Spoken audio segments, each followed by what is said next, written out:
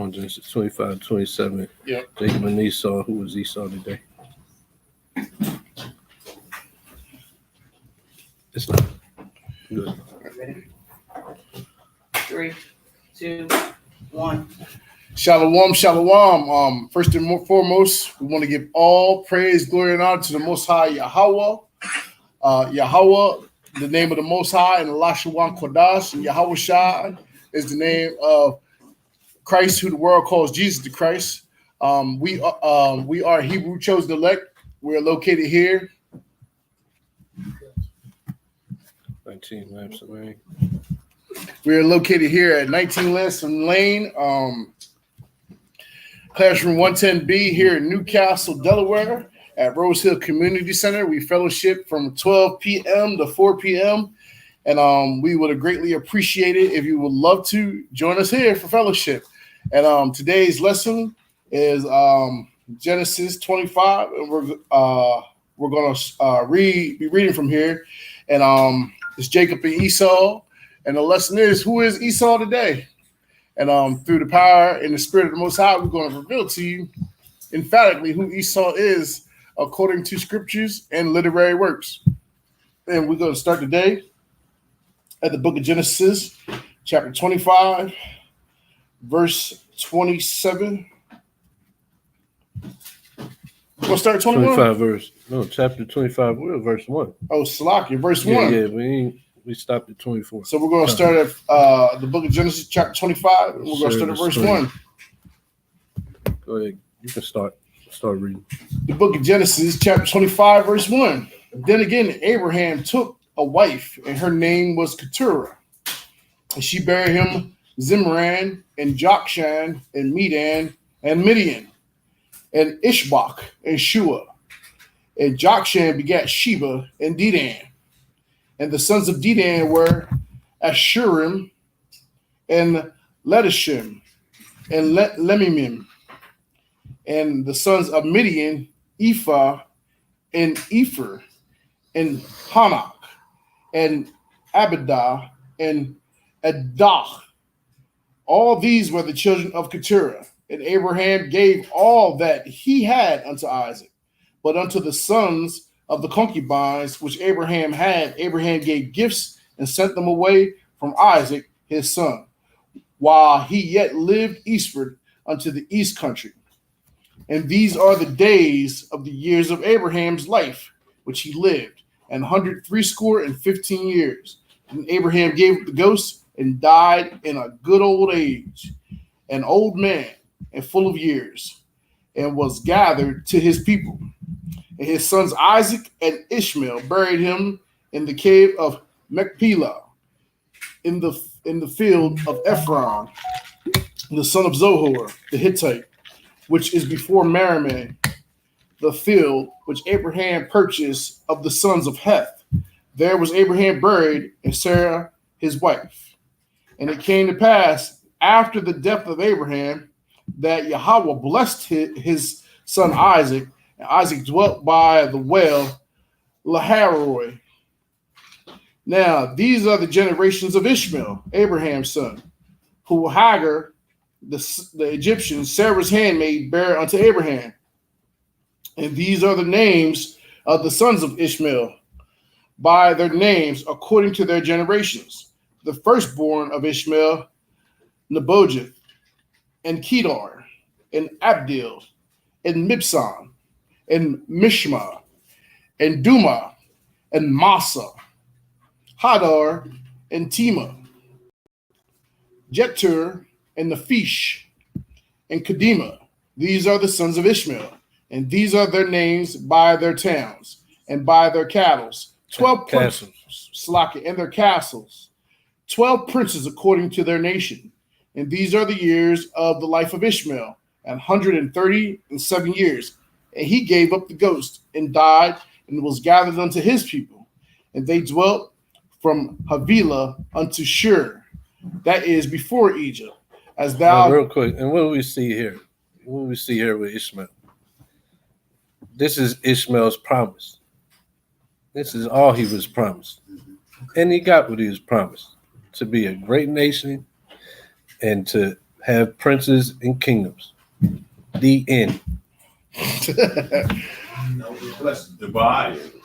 Yeah, they still got them blessings. Yeah, that's why we got they're one of the mighty nations today. But you know, we went through it last week. They didn't get the real blessing.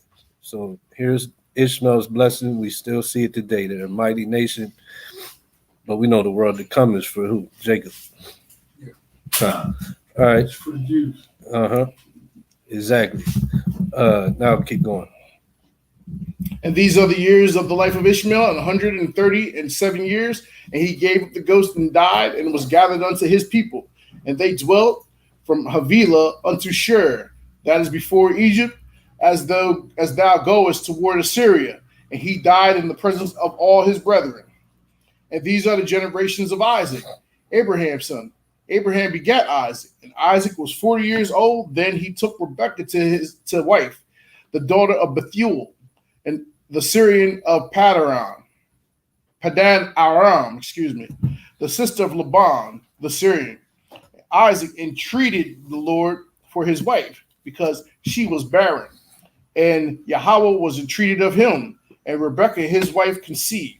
And the children struggled together within her, and she said, if it be so, why am I thus?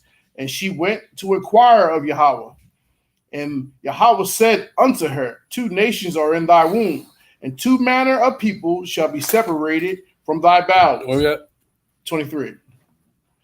And Right, so we're seeing that two totally different nations would be born to Isaac and Rebekah. 2 completely different nations, it said, and 2 manner of people.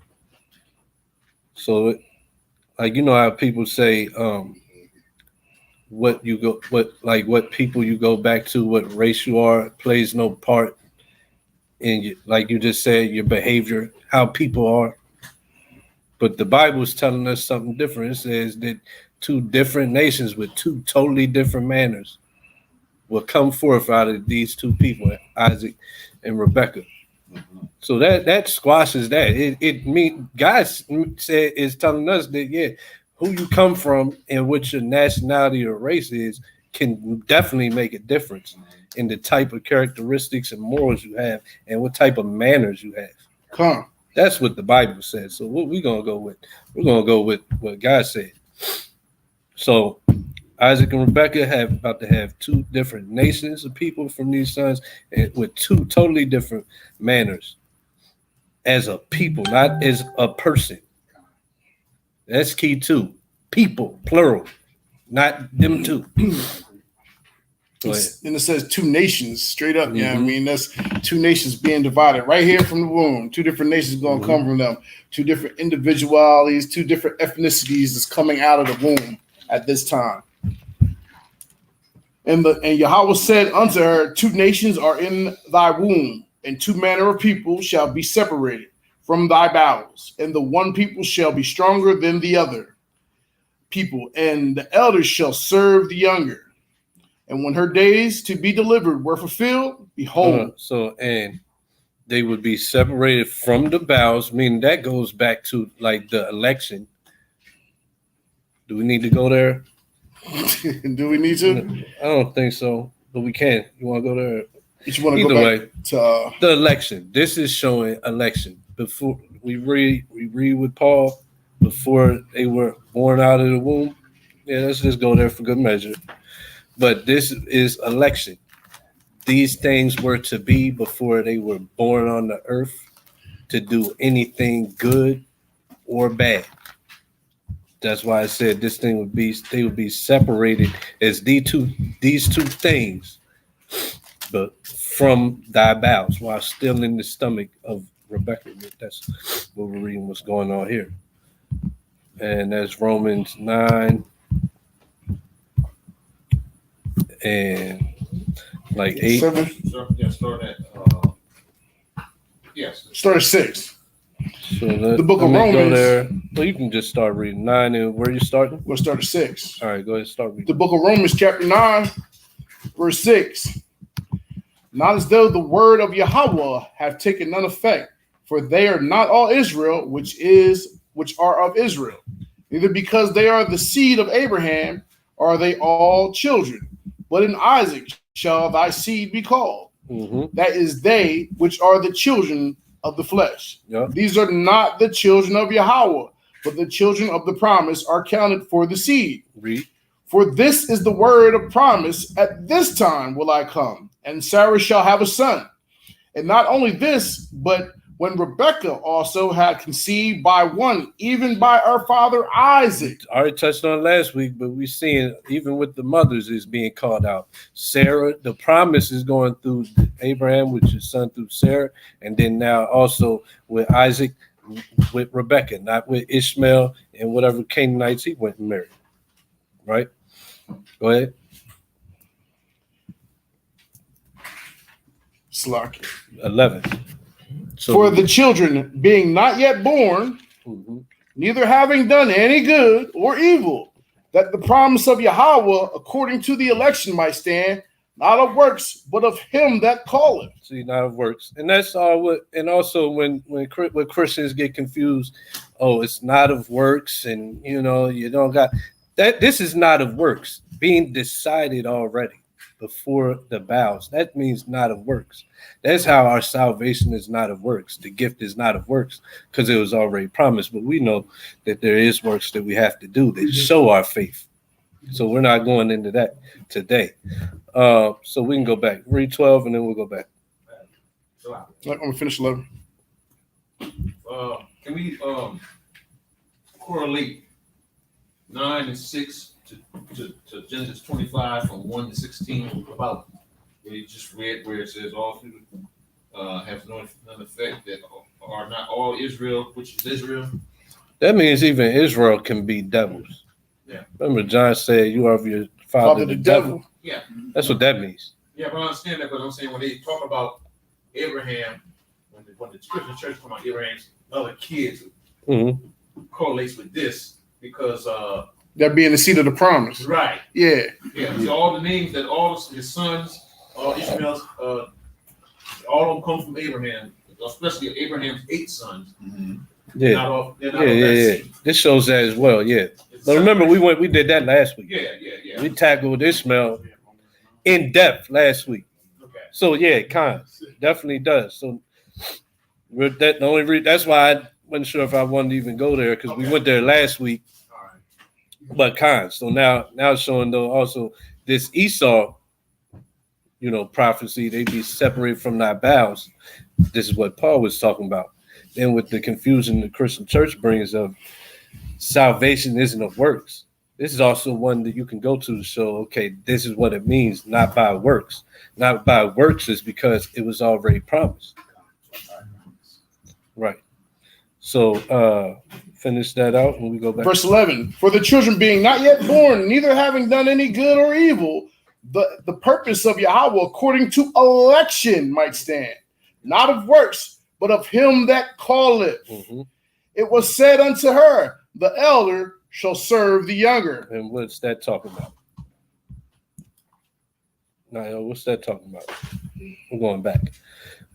And we'll read it here, then I'll ask you again. So the elder shall serve the younger. You got to pay attention. Back to Genesis chapter 25, verse 23. The book of Genesis, chapter 25, verse 23. And Yahweh said unto her, 2 nations are in thy womb, and 2 manner of people shall be separated from thy bowels, and the one people shall be stronger than the other people, and the elder shall serve the younger. Born of these 2, that nation will serve the nation of the second born of these 2. What's that mean? You don't know? Say I don't know. It means that's why the end prophecy is, yet Jacob will I choose, and Esau, Jacob will I choose, and all the nations will serve. But Obadiah lets you know Esau's going to serve.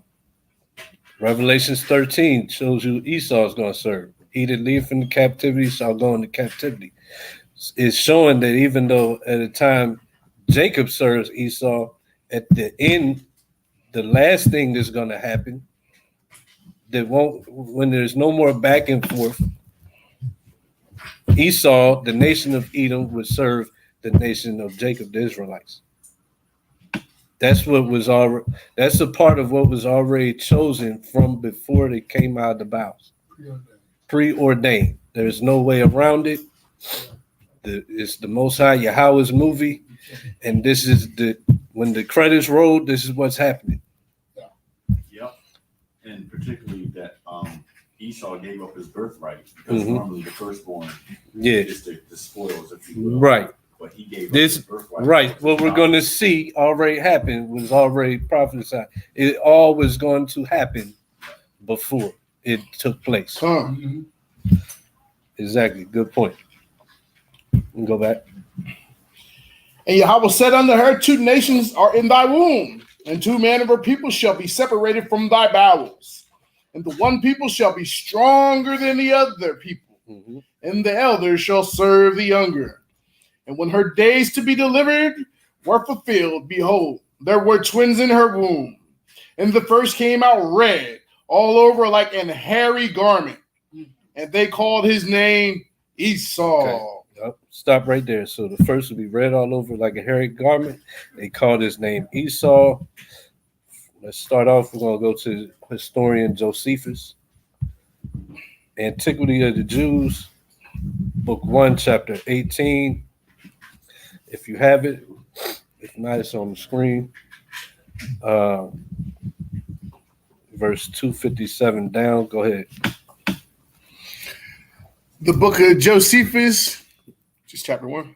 This is chapter 18, Salakia. verse 257. The That's book of paragraph Josephus, chapter 18, verse 257, paragraph 1. Okay. Now Isaac's wife proved with child after the death of Abraham. And when her belly was greatly burdened, Isaac was very anxious and inquired of Yahweh, who answered that Rebekah should bear twins, and that 2 nations should take the names of those sons, and that he who appeared the second should excel the elder.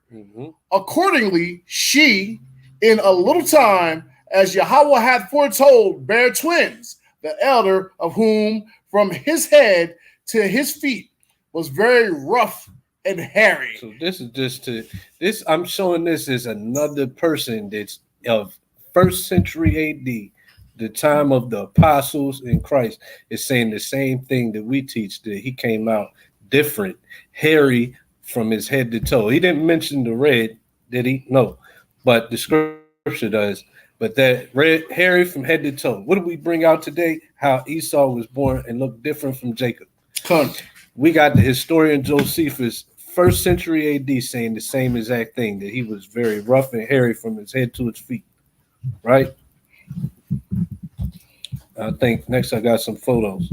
When you look up hairy all over people, there's only one thing that comes up. They all look the same. Google it, go to images, it's all the same. This is what you find when you search for very hairy men. Look at that first one. It's undisputable. It's just like because people mock though that we bring this out. Like they mock like that. Like the scoffers, that's their thing when they talk about Israelites breaking down Jacob and Esau. They mock. Like it's funny that, all they go to is Genesis chapter 25, which is not. We're going to bring out more scriptures than that, and we always do. But that's what they mock. You do a search. This is all that comes up. It's all that comes up because this is all that's born like that. There's no black men? None of that? I didn't find any black men and only found like a Indian or whatever looking man when he had something totally different. He had like his cheeks was hairy. He had I saw that too. Like it was some He had a weird mutation. That was some weird stuff. But you look it up, this is who is naturally comes out hairy. And then he said red all over. You look up hairy, very hairy redheads, you don't get anything but this. Like you don't even get like people with what you just said, like a disease or whatever. This is all you get. The ones who say we come from monkeys. Let's say we come from monkeys. Yeah. Exactly, but you don't find that today. You find this. Well, they got And something especially called this guy. This is like that. This is what the baby looked like. They got something in them called the rhesus DNA, which they share with monkeys. We don't got that in us. They share it with them, so they got some missing link in them or something. And then they live in the caves. Yep. Like the whole Neanderthal caveman thing. This is what it looks like. And they had children with people called the Horites in Mount Seir. And if you looked it up, the biblical definition of Horites or Horim, it does mean caveman. It's the same as the Neanderthal. The same exact definition. Does anybody know the meaning of the word Esau in here? Out of while, face it away and see. Yeah, that's what I've heard. What you mean? Wasted away. It's hidden. Waste away because he had no distinction. We're gonna get to it. Yeah, so you recess it. Recess it again. Right. Esau. The blue letter. In the blue letter, it says the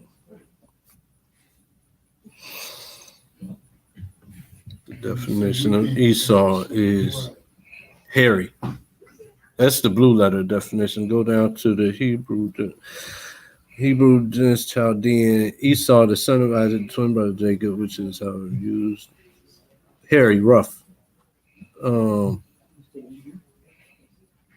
I'm not sure where that wasted away part comes from. Yeah, right. The Hebrew Chaldean lexicon says hairy and rough. I mean, that's enough right there alone to show that this is hairy and rough. And this is why his father Isaac wanted to touch him and smell him. Mm-hmm. And we're gonna get there. Yeah, we're gonna bring that up. So this is just one of the first things. You look up. Yeah, you look up the man in the field. Look.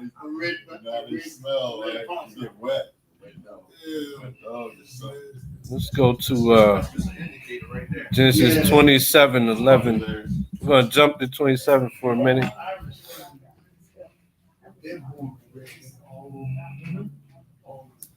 27:11. The book of Genesis, chapter 27, verse 11.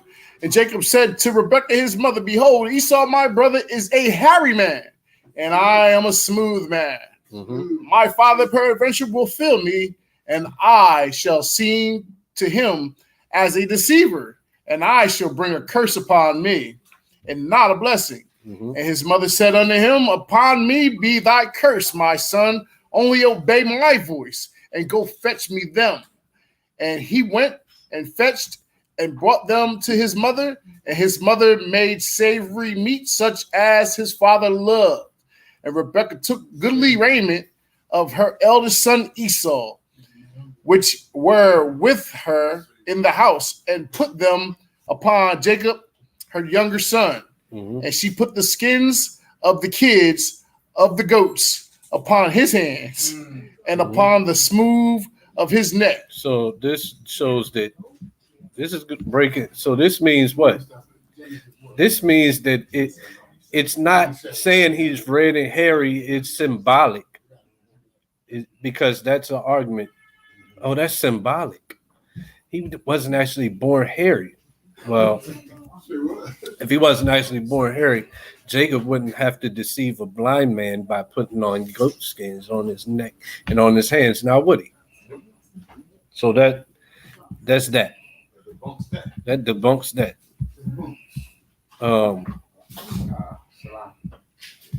It also shows you that his proclivity to go against the law by eating meat with blood in it. Mm-hmm. Oh, What's yeah, that? that's a thing, man. Like, What's that? Red pottage, right? yeah. Yeah, we getting there. Okay. That's in the reading. But yeah, exactly. Yeah, that's steroids, and he's hairy. He all them steroids couldn't get rid of that goat hair though. See that? Dog hair. They dog hair. Go back. Well, it say goat hair. Yeah, because they yeah. do represent the goat. We represent the sheep. You know what I mean? So it's the goat. They also been called dogs too. Yeah. Yeah, facts. 26. Yeah, I'm there. Go The ahead. book of Genesis, chapter 25, verse 26. Yeah. And after that came his brother out, and his hand took hold of Esau's heel. And his name was called Jacob. And Isaac was 80 years old when she bare them. And the boys grew, and Esau was a cunning hunter, a man of the field. And Jacob was a plain Stop man. there. Esau was a cunning hunter and man of the field. Who's the main hunters today? Esau. The men of the field today. That's right. Yeah. It's a spirit. Remember, it's a spiritual thing. And these are their manners. Hold on. Go ahead. At Cabela's, you walk into Cabela's and they have their trophies on the wall. Mhm. Everything they've ever killed. Okay. Con. And some Con, people con. in there, they got enough money, they got them in their man caves. They got them in the man cave. Some of them got them in the dining room. You got the animal carcass right where you having your dinners at. That's right. And you're proud of it. Yeah. You know. They're very proud of it. Yeah, that's one of the- That costs money. Yeah. A good amount of money to like we ain't just going and blowing money like that. Like, oh man, I just killed this rabbit, about to go spend $500 Taxidermy, yeah. to get him where I can put him on my bookshelf as a paper holder. We're not doing that, but they're gonna go spend that money to do it. Yeah. Well, and that's their characteristic too. Mhm. Like, which is their manners. Mhm. That's two manner of people. Mhm. Two different characteristics of people. Like they also spend a lot of time. Like you got to get up in this tree, and it could be an all-day process. It could be a few days, Yeah. and they ready for it. They take their little beef jerky or whatever up in there. Sprinkle And the deer piss they on sprinkle themselves. deer They taking the beer bladder and preserving the deer bladder, and they preserve that and selling that and sprinkling it on themselves and around where they at. So it smell like it's a deer on in heat, I guess. For better lack of term, it's a deer in heat. And then when the deer come around, the 9-pointer, they smell it and then they cap it. You know what I mean? That's them being a cunning hunter. You know what I mean? Yeah. It's kind. That's good. All right, back and Jacob.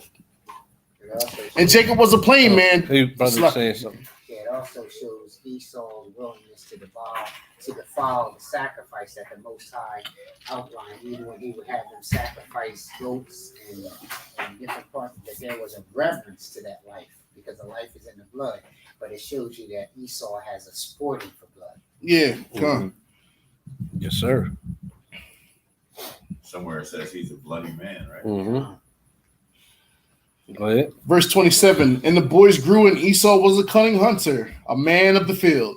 And Jacob was a plain man, dwelling in tents. And Isaac loved Esau because he did eat of his venison.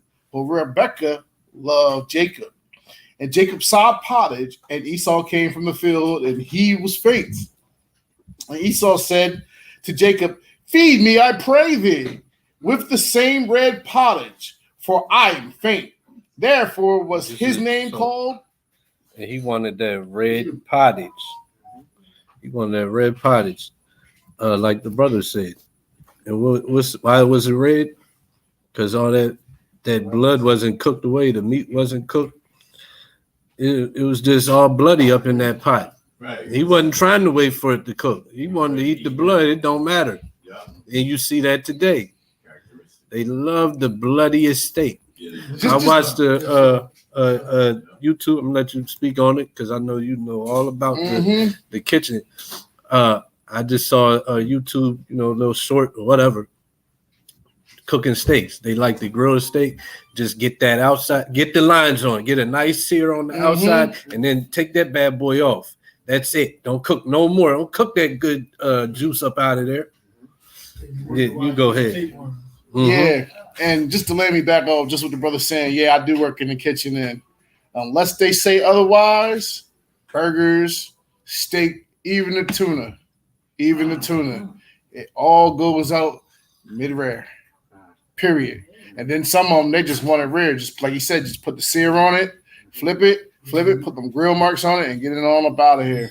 And that's how they eating it, and it's no word of a lie. That's how they eating it, and it's still cold in the middle. Sometimes that's how they want it. You gotta serve it to them, and it's considered gourmet. That's how they want it. You know what I mean? Yeah. Is that what gourmet means? That's how they want it, man.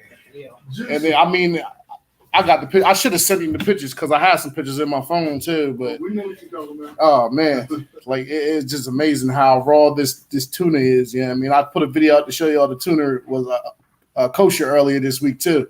But then man, the way they serving the tuna is just like, man, how could you even think about eating this tuna like this, man? Yeah. Like, how could you even think about it, man? Same with each sushi, right? Yeah, man, but like, man, this tuna like a red fish though too, man. It looks similar to this cow. You know what I mean? Like, if it's undercooked, it look raw, bro. You know what I mean? And then you got some people, like I said, they just want you. You put it all similar to what you would say like a blacking seasoning on it. You sear it. That's it, man. And I work with a chef. The chef that I work with, he's in the truth too, man. We be looking like, man. And that's how it be. And then you gotta put it to rest too, because they don't want you to serve the blood on the plate. So you put it to rest and you gotta let it rest for at least a good 5 minutes and while it's still hot, cooked at medium rare, the blood continues to seep. So this thing is bleeding. I mean, this thing is bleeding, like sitting there on a high rack, so that all the blood leaks down, and you cut it, man, and just all this blood just come out, man. You like, man, you might as well just bit the cow, man. You might as well just bit the cow. And it's a reminiscent of blood sacrifice. Oh yeah, absolutely. Because since we read in Genesis, it says earlier in the book that the life is in the blood. You know what I mean? So you getting the life essence of this animal by still eating this blood. Like you getting whatever fear this animal's put through or whatever, because they're not slaughtering the animal that we would traditionally slaughter the animal. So you getting whatever endocrine you can get from this animal or what's the other word I'm looking for? Or adrenaline this animal was going through. And it's still in the blood, you know what I mean? Because you're getting the life essence of this animal, you know what I mean? So You say you are what you eat. yeah. And you taking the fear from this animal. We're watching Esau come back into his own, because this is where we get all of this right here, organ marketing and things like that. That's Esau coming back, because not all of it is transplant. Yeah. The other is for ritualistic eatings and stuff. Yeah. Right. So Esau was coming into his own in this final hour. Yeah, you don't know what they doing at Bohemian Grove. Yeah, I mean, I seen some pictures that was like real suspect. It looked like a human. So, and then they doing something called soul bathing, and when they take a person and they stick them in a bathtub, and then they eat whatever food is around them or whatever milk. You know what I mean? It's like a ritual that they did. You know what I mean? So, yeah, that's what it is. It's like the witchcraft. You waiting for something to load? Yeah, if you're done, I'm ready. Yeah. So, okay, read that verse 30 again. Verse 30. And Esau said to Jacob, feed me, I pray thee, with the same red pottage, for I am faint. Therefore was his name called Edom. Edom. Mm-hmm. And Jacob said, sell me this day thy Slakia. His name was called what? Edom. Okay, so Esau means rough and hairy. Edom. Does anybody have a Zondervan's Bible dictionary with him? I got it. Oh, I'm sorry. Oh, wait. It's Zondervan. Nah, what are you getting out of it? I want to get the name Edom out of there. All right. Well, you can get both. Yeah, come on. Called his name Edom. You don't got to give it to me. You can just I'm read it. pulling up the BLB. And then if it say what that says, you might not want it. All right. So you go into the Blue Letter Bible, go to Edom. And what's Edom mean? It means red. Edom means red. So he was born red and hairy all over. It means red. Edom means red. And he likes the red bloody pottage. He was named Edom because he likes that red bloody pottage. Right? And he was born red all over. Let me touch on something that you might come across. I forgot about this, so I didn't even add it already. So we'll just go there. So something you might come across with the scoffers, and you don't want to get thrown off by the craftiness of Esau.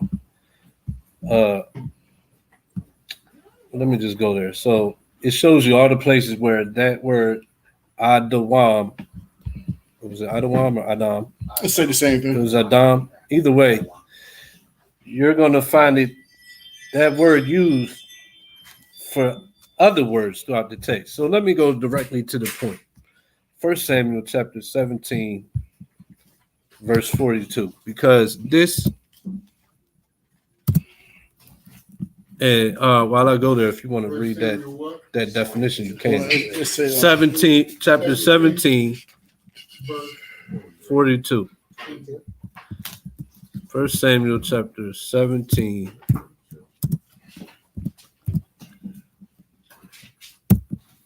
42. 42.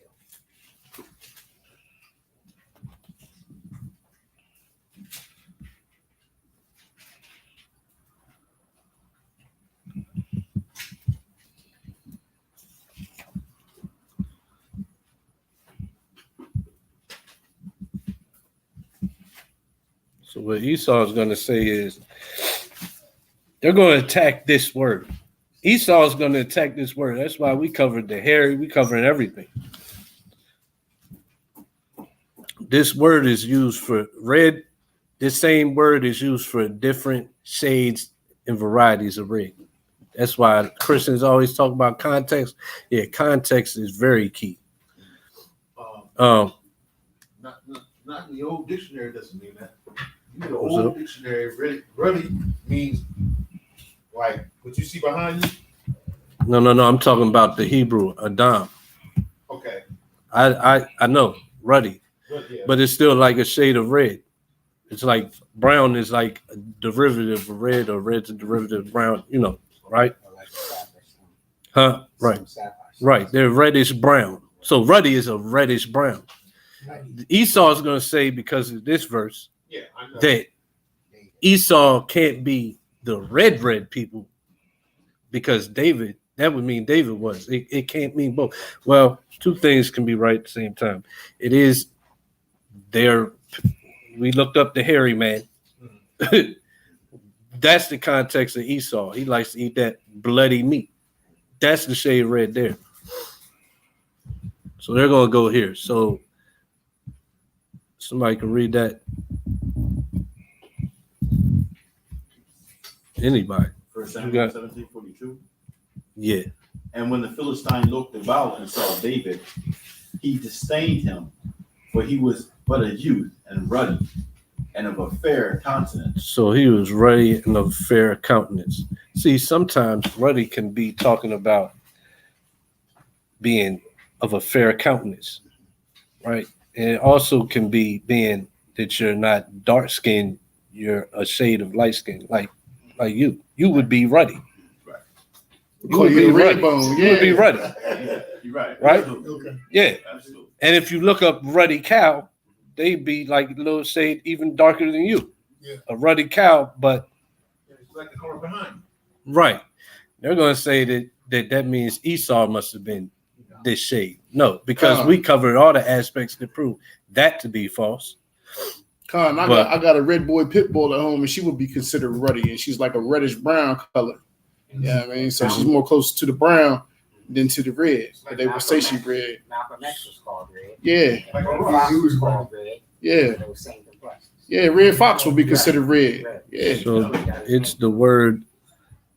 But on top of that, you gotta remember too, these was Hebrew scholars that was in these books. These Hebrew scholars, they knew the distinction between the Adamni. So they called one red and they called the other one ruddy. Right. So these scholars already knew the distinction between the words. So they trying to play on the words and try to say that that's the same word when they already know it's two different definitions of it. And also it's Adamanya, which is the root word Adam. So the same word for Salaki, Edom.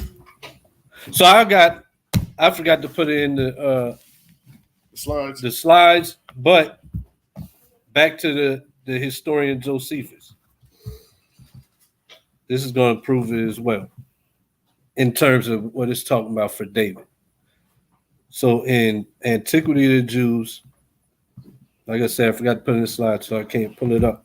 Antiquity of the Jews, chapter 8, Salakia, book 6, chapter 8, verse 164 reads. Now, this is speaking of the same. Josephus is going over the same scripture we just read, right? He says, now, as soon as his father had sent for David, and he was come, he appeared to be of a yellow complexion and of sharp sight and a comely person in other respects also. So Josephus is describing that complexion. You would also be described as being of a yellow complexion. Yeah. Right. Yellowish red. Like, Yeah. Yes. Absolutely. so just to show that it's not like, because the Edomites, they'll say, see, Esau would look just like y'all, because if the Jews are black, Esau is described the same as David, right? But David is being described as a lighter skinned person than what the regular Jews are, which is usually darker. So that's showing, that's bringing out with a historical, what's it called? Standpoint. No, when you go to a book, what a resource in Josephus, a historical resource that's bringing out on this, that he was of a yellow complexion, and that's what it's talking about. So, you know, you got, you can add something. No, this is the precept. Mm-hmm. 1 Samuel chapter 16, verse 12.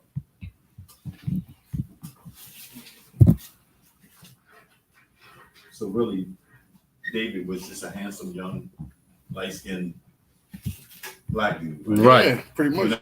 You might see one today, and you ain't queer, but you know somebody that's, You can tell. You can tell. Yeah, just gotta say no Diddy. Yes. No Diddy. But yeah, I'm with you. Right. It's true though. You ain't It's gotta true. say no. No, I'm just saying, You know what? that's what he's explaining. Is Yeah. basically no Diddy. Like, I'm not, No Diddy, right. And he sent, verse 12. Well, I'm gonna start at. No, just do 12. And he sent and brought him in. Now he was ruddy and withal of a beautiful countenance and goodly to look to. And the Yahweh said, "Arise, anoint him, for this is he." Mm-hmm. So Yeah. and just ruddy, he is a handsome young light skinned. Exactly. Come. Like when they get hot, their cheeks get ruddy. Yeah. Right. Yeah. Yeah. They don't look like Esau's complexion at all. All right, I got the Zondervan's definition, Mhm. and it says Straight up. Edomites, and before it says anything else, it says red. Straight like that, it says red, and it says the nation and its people who were the descendants of Esau. So to let you know that the scholars know that Esau and his descendants were going to be of a red complexion. Right there from the door, the first word there is red. The scholars is knowing this, and this is their scholarly source. This is Zondervan's. Where we at again? For those online, we had Zondervan's Bible Dictionary of Edom/Edomites, and like I said, the first word it says is red. Like you're not getting around it. And then we drop down, and I want to say like the fourth paragraph. It says Edom figures prominently as the prophetic scriptures as the scene of great future judgments. See notably Isaiah 34:5, Isaiah 34:6, Isaiah 63:1. She is the only neighbor of the Israelites who was not given any promise of mercy from Yahweh. So they're not going to be given no mercy from Yahweh and great future judgments. The only nation that's not going to have any future judgments. I just wanted to say, go back to when you were talking about how Esau was a great hunter. If you think about what they did at the time of George Washington, they took the skin of the Lenape people and they wore the skin of the people, literally cut their skin off and used it as leg warmers during the war. Ooh. And George Washington also took their teeth and pulled the teeth out of the slaves. Yes. And their good teeth and put them in his mouth. Yes. I remember reading that too. Oh, And man. if you think about what they did in 1811 in the Revolution, when they had an uprising, there was like 500 slaves that fought against slavery. They took and they cut their heads off and they stuck them on poles to remind everyone that they were slaves.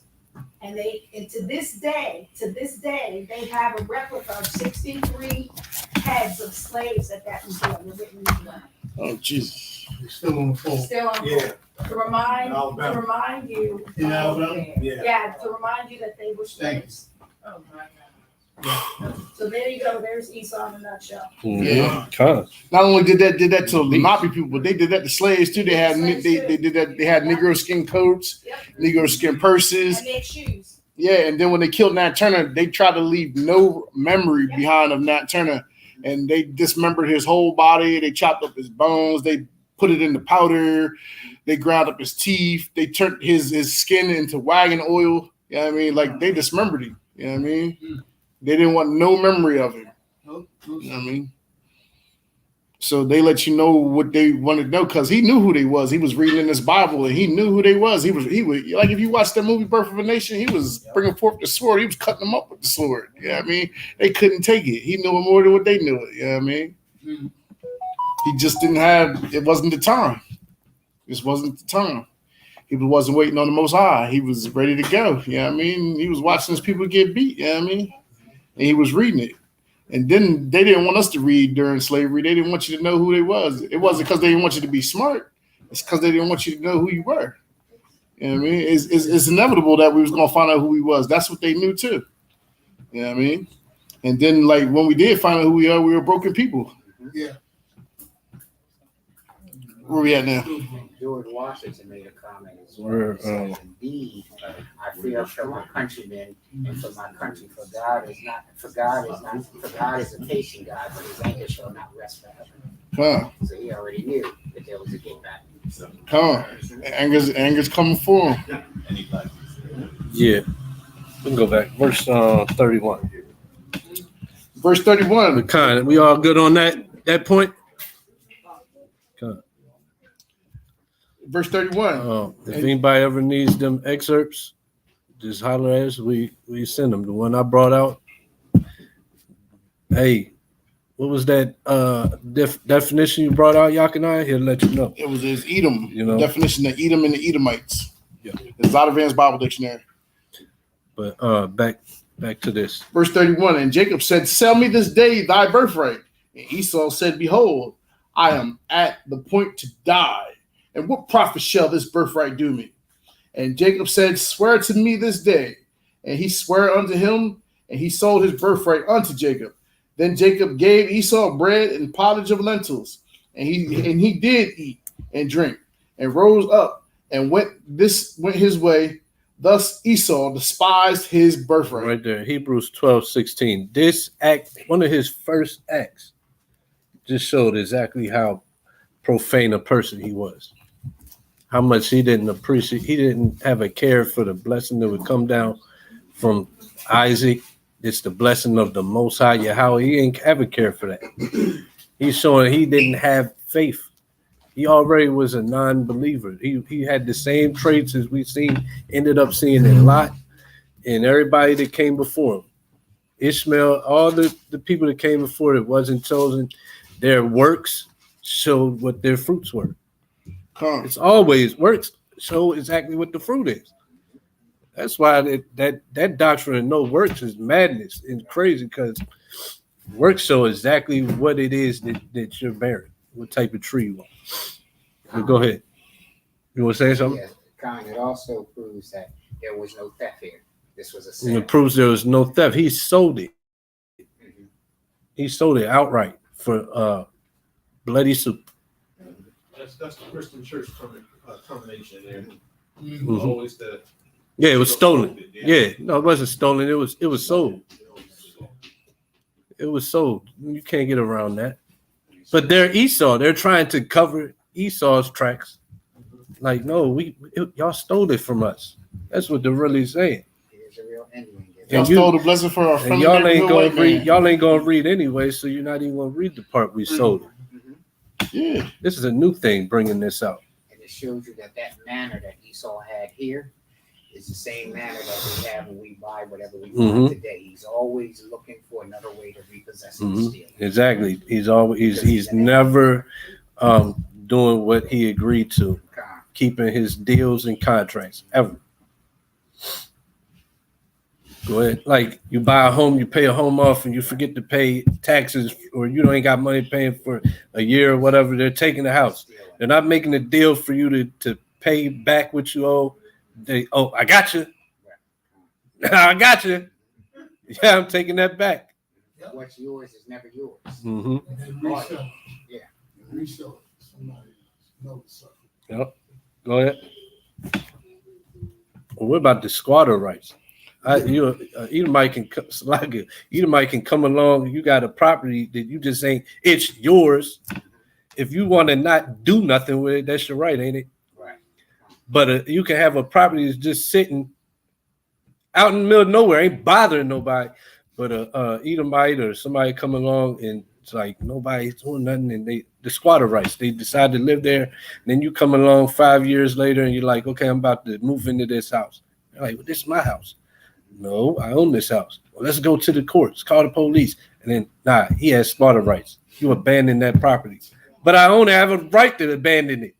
I have a right to come to it when I feel like it. It's still mine. It's still mine. It's on paper. It's on paper. It's my deed. I bought it off of you, Esau.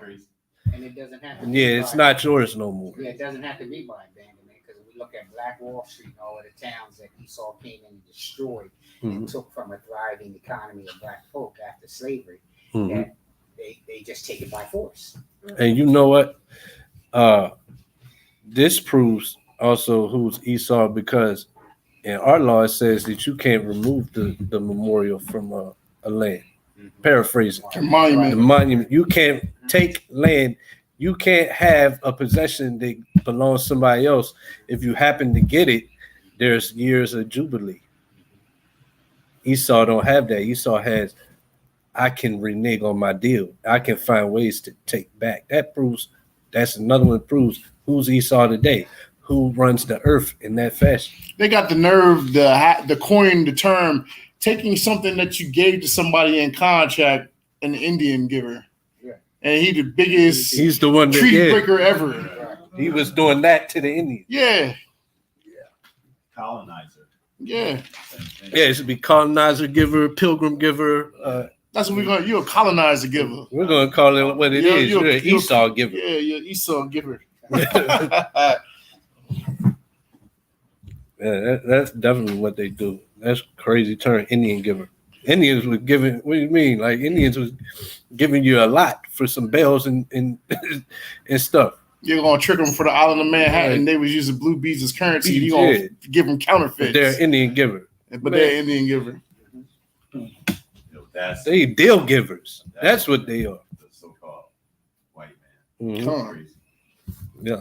So this is why Hebrews says this. The book of Hebrews, chapter 12, verse 16. Lest there be any fornicator or profane person as Esau, who for one morsel of meat sold his You birthright. see that? And what does profane mean? I'll grab it real quick. Outside the temple, right? It means ungodly. Yeah. So yeah, Yeah. ungodly though, straight up. Let me look it up real quick. That's it. Profane. Mhm. Oh yeah. You gotta. There's more meat on that bone. Oh yeah, it's way more. It's way more meat on this bone. He just nibbled on that. What on Yeah, we gonna go down. Huh? Read 17. You want to read this out? That's fine. Yeah. Profane. Yeah, we're gonna do that again. Don't worry. Profane. That's it. I do. Profane. Unhallowed, common public place, or of men. Ungodly. Who's more ungodly than Esau is what it's saying. And obviously that's rhetorical. It's saying nobody is more ungodly than Esau. Go ahead. Hold on. Hebrews 12:16.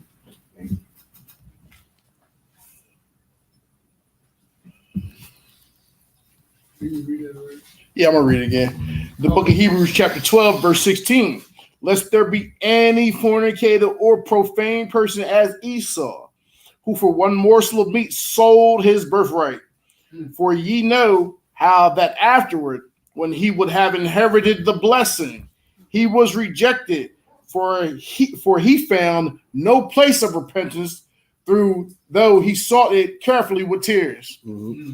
And there it goes. It goes hand in hand with the dictionary definition. Said they're going to be great in future judgments and find no remorse or place of repentance. It's Edom. Yeah. So he can't repent. No, he can't repent. So I don't know why people keep trying to. Save him. Yeah. When God said he can't be saved. Yeah. Zondervan Compact Bible Dictionary, Edom. Edom figures prominently in prophetic scriptures as the scene of great future judgments. She is the only neighbor of the Israelites who was not given any promise of mercy from God. And their God, Paul, just said it as well. So, well, no, that's Hebrew. Yeah. Could be Paul. But yeah, it's in scriptures. Yeah. So it ain't just some man coming along and making it up. It's book. That's why he acts what he acts. Exactly. He has a perpetual hatred. So what can we see in the scriptures and in the world to help identify who Esau is? He's profane and a fornicator. And that's what we're going to touch on now. Starting with 1 Maccabees chapter 1, verse 1. First Maccabees, verse 1. Oh man, this should be good. Mm-hmm. Oh man.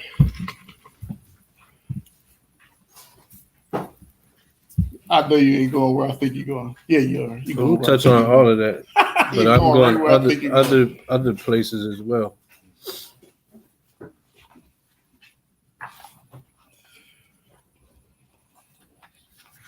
But this kingdom is definitely the rebirth of the Greek kingdom. It's the rebirth of the Roman kingdom. And that's what we're proving. This is the kingdom of Esau today. And that's the point. We're going to prove it by showing who's profane and who's the biggest fornicator in the world. And from today back into time. Go ahead. The book of First Maccabees, chapter 1, verse 1. And it happened after that Alexander, son of Philip, the Macedonian, who came out of the land of Kedem. Slakia, Alexander, this is who they call Alexander the Great, who we call Alexander the Not That's Great. so great. Yeah. Not so great. Anyway, so he's a Macedonian. Alexander was a Macedonian. So we're going to tackle that. Go ahead, keep reading. Came out of the land of Kedem. Who came out of the land of Kedem. Mm-hmm. Had smitten Darius, king of the Persians and Medes, that he reigned in his stead, the first over Greece. So the first over Greece being a major kingdom, because we already tackled the original Grecians were of Japhet.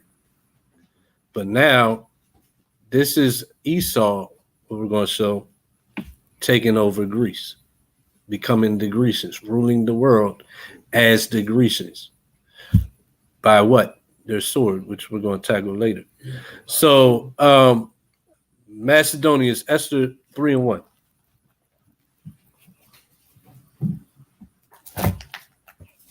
We got to prove that Alexander was an Edomite.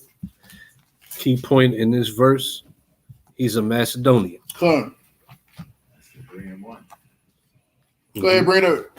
After these things, the king Ahasuerus promote Haman, Mm-hmm. the son of Hammedatha, Mm-hmm. the Agagite, Mm-hmm. and advanced him, and set his seat above all the princes that were with him. Okay, pause. So Haman is an Agagite. So real quick, 1 Samuel 15:7-8, to show who are the Agagites. Where do they descend from? So 1 Samuel 15:7-8. The book of 1 Samuel 15, 7 and 8. And Saul smote the Amalekites. Amalek, descendants of Esau. Matter of fact, the worst ones. God said that he would have war on Amalek forever, right? Yep. Go ahead. And Saul smote the Amalekites from Havilah until thou comest to Shur, that is over against Egypt. And he took Agag, the king of the Amalekites, alive, and utterly destroyed all the people with the edge of the sword. Mm-hmm. So Haman is a descendant of Agag. He's an Agagite.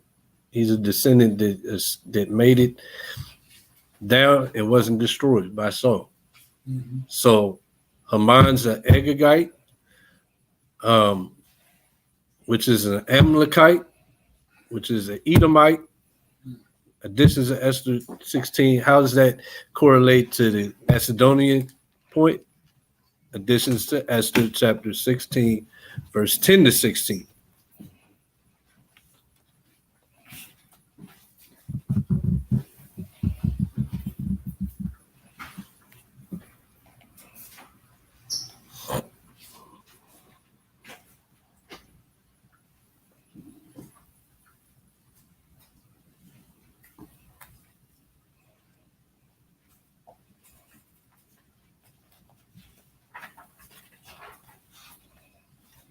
Chapter 16. Mm-hmm. Verse 10 down to 16. Let me get it. You Got it? can, unless I got you it. All right, go ahead. This is the Esther, chapter 16, 10 to 16, Salakia. For Ammon, a Macedonian. Ammon or what? Macedonian. So the Agagite Ammon is a Macedonian in the Apocrypha. Hey, this is one of the reasons that they got rid of the Apocrypha as well. Countless others. This is one of them. Because Ammon's a Macedonian. Alexander the Not Great is a Macedonian. Go ahead. The son of Madatha, being indeed a stranger from the Persian blood, Mm-hmm. and far distant from our goodness, and a stranger. So also, we just read in First Maccabees, Alexander, they finally conquered the Persians. They conquered Greece first. Then as the Grecians, they went to conquer Persia because Persia was the power at the time on their, path to ruling the whole world. I read over that. I've read this several So times. they defeated the Persians way back before in Ammon's time. He was trying to dethrone the Persians. That's what the whole thing was about with the two servants that Mordecai, they would probably say snitched on, right? For That was to take over, kill the king. Haman could get the throne being an Edomite. Alexander, fast forward, as the Grecian kingdom conquered the Persians. Go ahead. The book of Back this at is 10. hold up, I'm gonna read it again. Mhm. This is the Esther, chapter 16, verse 10. For Ammon, a Macedonian, the son of Amadatha, being indeed a stranger from the Persian blood, and far distant from our goodness, and as a stranger received of us. Mm-hmm. You want more than that? Down to 16. Come. Had so far forth obtained. But it said, in this king is saying that he's so distant from our goodness. This is the manners of Esau we're seeing. Go ahead. Even the other heathens could see. Go ahead.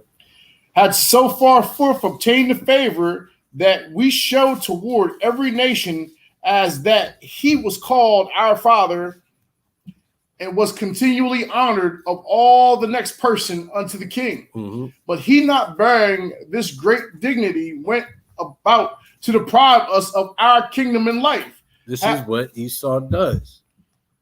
He's the great deceiver. Go ahead. Having by manifold and cunning deceits sought of us the destruction, as well as Mordecaius, Mm-hmm. who saved our life and continually procured our good, as also of blameless Esther, partaker of our kingdom with Mhm. their whole nation. Mhm. For by these means he thought, finding us destitute of friends, to have translated the kingdom of the Persians to the Macedonians. And Alexander Donald came and did what? Came and fulfilled that.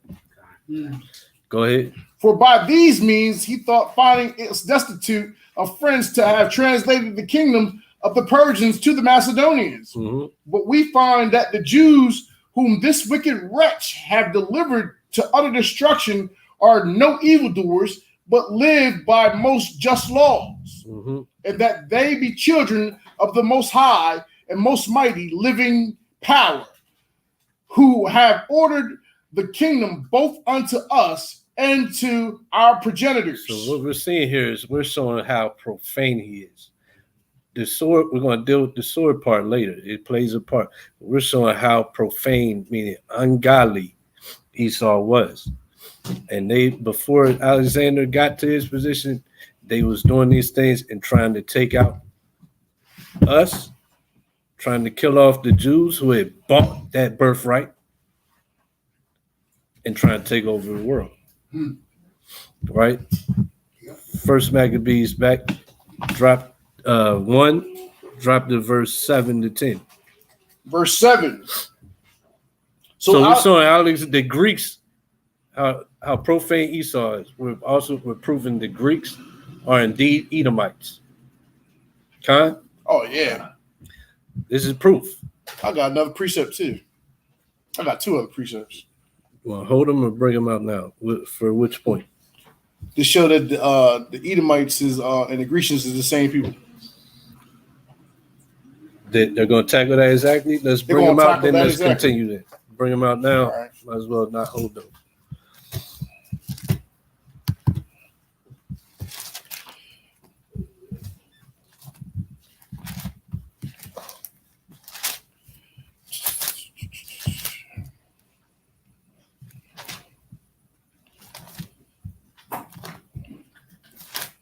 What book?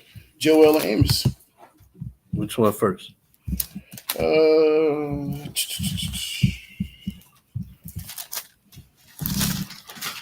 Just go in the order that they are in the book.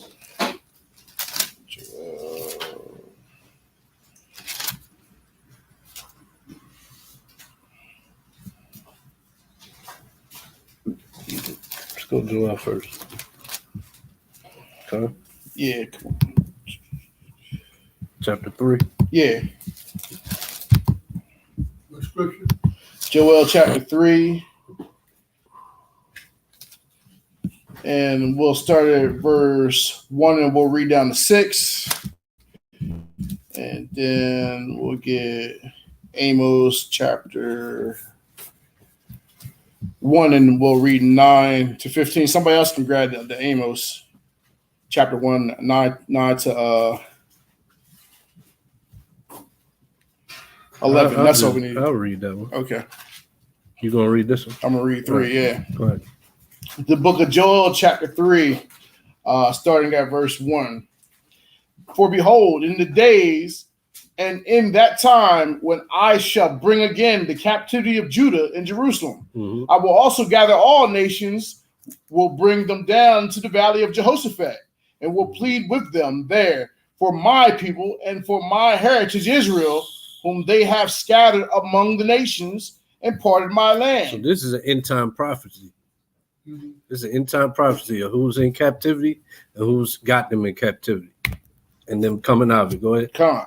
And they have cast lots for my people, and have given a boy for a harlot, and sold a girl for wine that they might drink. Mm-hmm. Yea. And the Edomite, they did that to the black man here Yep. And they did that to the Native Indians as well. and the Native Indians. If you watch Uncle Tom's Cabin, they'll show you a lot of this stuff. Yep. And Uncle it's Tom's just, Cabin, they got on YouTube the whole movie, I think. it's like, and it's showing you that they was buck breaking men too, because Mhm. that was Grecian custom to Mhm. do that. Con. You know what I mean? Yea. And what have ye to do with me, O Tyre and Zidon, and all the coast of Palestine? Will you render me a recompense? And if ye recompense me swiftly and speedily, will I return your recompense upon your own head, because ye have taken my silver and my gold, and have carried into your temples my goodly, pleasant things. The children also of Judah and the children of Jerusalem have ye sold unto the Grecians, that ye might remove them far from their borders. So who we in captivity to in the last days? What's the definition of recompense? The Grecians. What's recompense? The Grecians. Recompense, that means that they gonna get their ass kicked. Yeah, they're gonna get a reward. So usually you want a reward for doing good. They're getting a reward for doing bad, which means that reward is gonna be bad. Reciprocate. Yeah, they're gonna get it back. It's Yeah. gonna be a consequence. It's gonna be a repercussion. Gotcha. Right? Yeah. Excuse my mouth. Oh, that's all right. Go ahead. Behold, And I will you raise said the, 6. okay, yeah. Well, I mean, All right. Go ahead and read it if you want. behold, I will raise them out of the place whither you have sold them, and will return your recompense upon your head. So this is again prophecy coming that the Most High is going to give Esau a recompense. They're going to face judgment, as it was defined in the Bible dictionary, and as we just showed, they're going to pay for what they've been doing to us. So then we're going to go. Amos 1. What verse? That was Joel 3, 1 through 7. 1 through 7. 1 through 7. And then we're going to go from there. We're going to go to the book of Amos, and he bearing witness to the same thing. You got to mind you. He bearing witness to the same thing, but he going to call them the Grecians by something different than the Grecians. So this is just to prove that the Grecians, the Macedonians, the Amalekites, and the Edomites all are one people. All right. Yeah. What chapter? Amos chapter 1. So 11 to 12. Well, I got 9 to 12. Because that says, all right, but you had said the 15, so not the 15, because that deals with the Ammonites. Slakia. Got you. So 9 to 12, Yeah. because after that it's Ammon. Got you. The book, You want go ahead. the book of Amos, chapter 1, verse 9. Thus saith the Lord, for 3 transgressions of Tyrus. Tyrus is just Tyre that we just read in Joel. Time. And 4, I will not turn away the punishment thereof, because thou delivered up the whole captivity to Edom, and remember not the brotherly covenant. But I will send a fire on the wall of Tyrus, which shall devour the palaces thereof. Thus saith the Lord, for 3 transgressions of Edom, and for 4, I will not turn away the punishment thereof, because he did pursue his brother with the sword, We just read that in Esther. and did cast off all pity, and his anger did tell perpetually, and he kept his wrath forever, which is still going on. They still killing us. The police force have been killing us since the Roman Empire just went from centurions to slave catchers to police officers. The anger did tear perpetual. Mm-hmm. And he kept his wrath forever. But I will send a fire upon Teman, which shall devour the palaces of Basra. Time. Yeah, and Basra and Teman, they represent Edom too, Dukes of Edom. Mm-hmm. You know what I mean? So that's just to show you that the Grecians and the Edomites was the same people. Same people. Same people. Back to, You can't get around it. Khan. That's what a lot of the Christian churches, whenever they want to make references, they go to the Grecians. Mhm. Yeah. At the same time, the brother Mike had sent me a video like a couple weeks ago, and these brothers was just trying to stay in Genesis and show you that the Grecians was Japhet without showing you that Edom, First Maccabees. Esau had went and he had conquered these lands and took on these people's names and titles. Right. And to the unlearned people, you don't see stuff like this. Right. You know what I mean? But then you find out that they've taken these people's names, they've taken their cultures and twisted their philosophies too as well. Like, you got to remember, he's a proud man, not a keeper at home. Mm-hmm. That's what he's described as. He's not a keeper at home. It says in the book of Obadiah, he's going to take till he can't take no more. Would not the grape gatherers leave some grapes? Mm-hmm. Khan. Yeah. And Christians are unaware of the book of Maccabees. Come. So they don't have the history Unaware Yep. of what? Book of First Maccabees. of the Oh, Greek Maccabees. captivity. Yeah, Mhm. they don't- Come. They're not even worth the book of Zion. Yeah. Yeah, right. Exactly. Let's go back. they First don't Mac. let- They don't let them read Maccabees. the book of First Maccabees, chapter 1, verse 7. So Alexander reigned 12 years and then died. And he died because he was being the most profane fornicator. He was laying with little boys throughout the whole Persian Empire. Yeah, I mean, and that's how he died. He died from like one of the first strands, I believe, of gonorrhea or syphilis or one of them, and they didn't have no cure for it at the time. And he got it for going on a little boy's rectum. Yeah. If you get an opportunity, watch that movie with Alexander the Great with what's that? Colin Farrell. Colin Farrell. If you get a chance, watch that. He was walking around conquering all these lands with tranny by his side and everything. Yeah. That's where you get your dukes and your stars. These were just little boy toys that they appointed positions. Yeah. So he was profane and a fornicator. Yeah. Go ahead. And after his death, they all put crowns upon themselves. So did their sons after them many years. And evils were multiplied in the earth. And what was multiplied in the earth? Evils were multiplied in the earth. So when Alexander and the Grecians conquered the earth, evils were multiplied in the earth. Remember, we're showing that how Hebrews said there's no more profane a person than Esau. And when they got into power on a large level, evil was multiplied in the whole earth. Go ahead. And like he said, by a man that was running around doing all types of homosexual fornication. He had a little tranny with him by his side, all these things. Yeah. And at that time, they didn't call it homosexuality. They called it pedescare, which means that it wasn't a shameful event as long as the prominent one, the one that was royalty, that you were banging something else, but you were never to take the bottom position. Well, that goes into that. That's a good point. Right. That was part of the fabric of this society they had, homosexuality being okay, and nobody's looking down on you for that act. Same way where have they taken America to that same position. Go ahead. And there came out of them a wicked root, Antiochus, surnamed Epiphanes, son of Antiochus the king. So that he's looked at as being so great. The Bible says that he was a wicked root.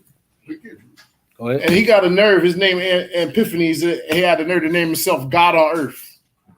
That's what Epiphanes means, God on earth. So he named himself Antiochus Epiphanes, Antiochus God on earth. And there came out of them a wicked root, Antiochus, surnamed Epiphanes, son of Antiochus the king, who had been a hostage at Rome. And he reigned in the 137th year of the kingdom of the Greeks. We'll drop to verse 20 now. Slack it. Verse 20. And after that Antiochus had smitten Egypt, he returned again in the 143rd year and went up against Israel and Jerusalem with a great multitude, and entered proudly into the sanctuary and took away the golden altar and the candlestick of light and all the vessels thereof, and the table of the showbread and the pouring vessels and the vials and the censers of gold, and the veil and the crown and the golden ornaments that were before the temple, all which he pulled off. How do you think he got back there to do all these things? It's already showing how profane they are. They don't care about the sanctity of the temple. How do you think they got to pass to get all these things? Who were they killing? Yeah, but even more than that, in the temple, who were they killing? Priests. They were killing God's priests. They don't have a care for God's priests. Remember, they didn't have a care for the birthright, the blessing that would come from God. They're known murderers of priests of God. Like that it doesn't matter to them. Where they might say, okay, look, get out the way. You're a priest of God. You're different from the rest of the people. It doesn't matter. Because they're profane, unholy fornicators and bloodshedders. Go ahead. On top of that, you got cool Negroes taking them up on stage saying these are the people. We got to be like these people. Yeah, I mean, you got a Kurt Franklin at a Kamala Harris concert or whatever. It's the same thing. You got to make the stallion twerking. Same thing. Bringing these people on stage. Yo, we're going to be accepting these people. We're going to do like an exercise as the heathens did. You know what I mean? It's the same thing. Olympics. We're going to make mockery of the Last Supper. We're And going to bring in the make golden mockery calf. of Yahweh Shai. We're going to make mockery of Yahweh. We're going to make mockery of the whole thing. We're going to make mockery of you people that are nothing. We're gonna bring Snoop on stage with the goat medallion. Mm-hmm. There ain't nothing sacred. And just I as got a precept. Go ahead. Well, let people know that if you think that you can change this man's characteristics, Speak up, please.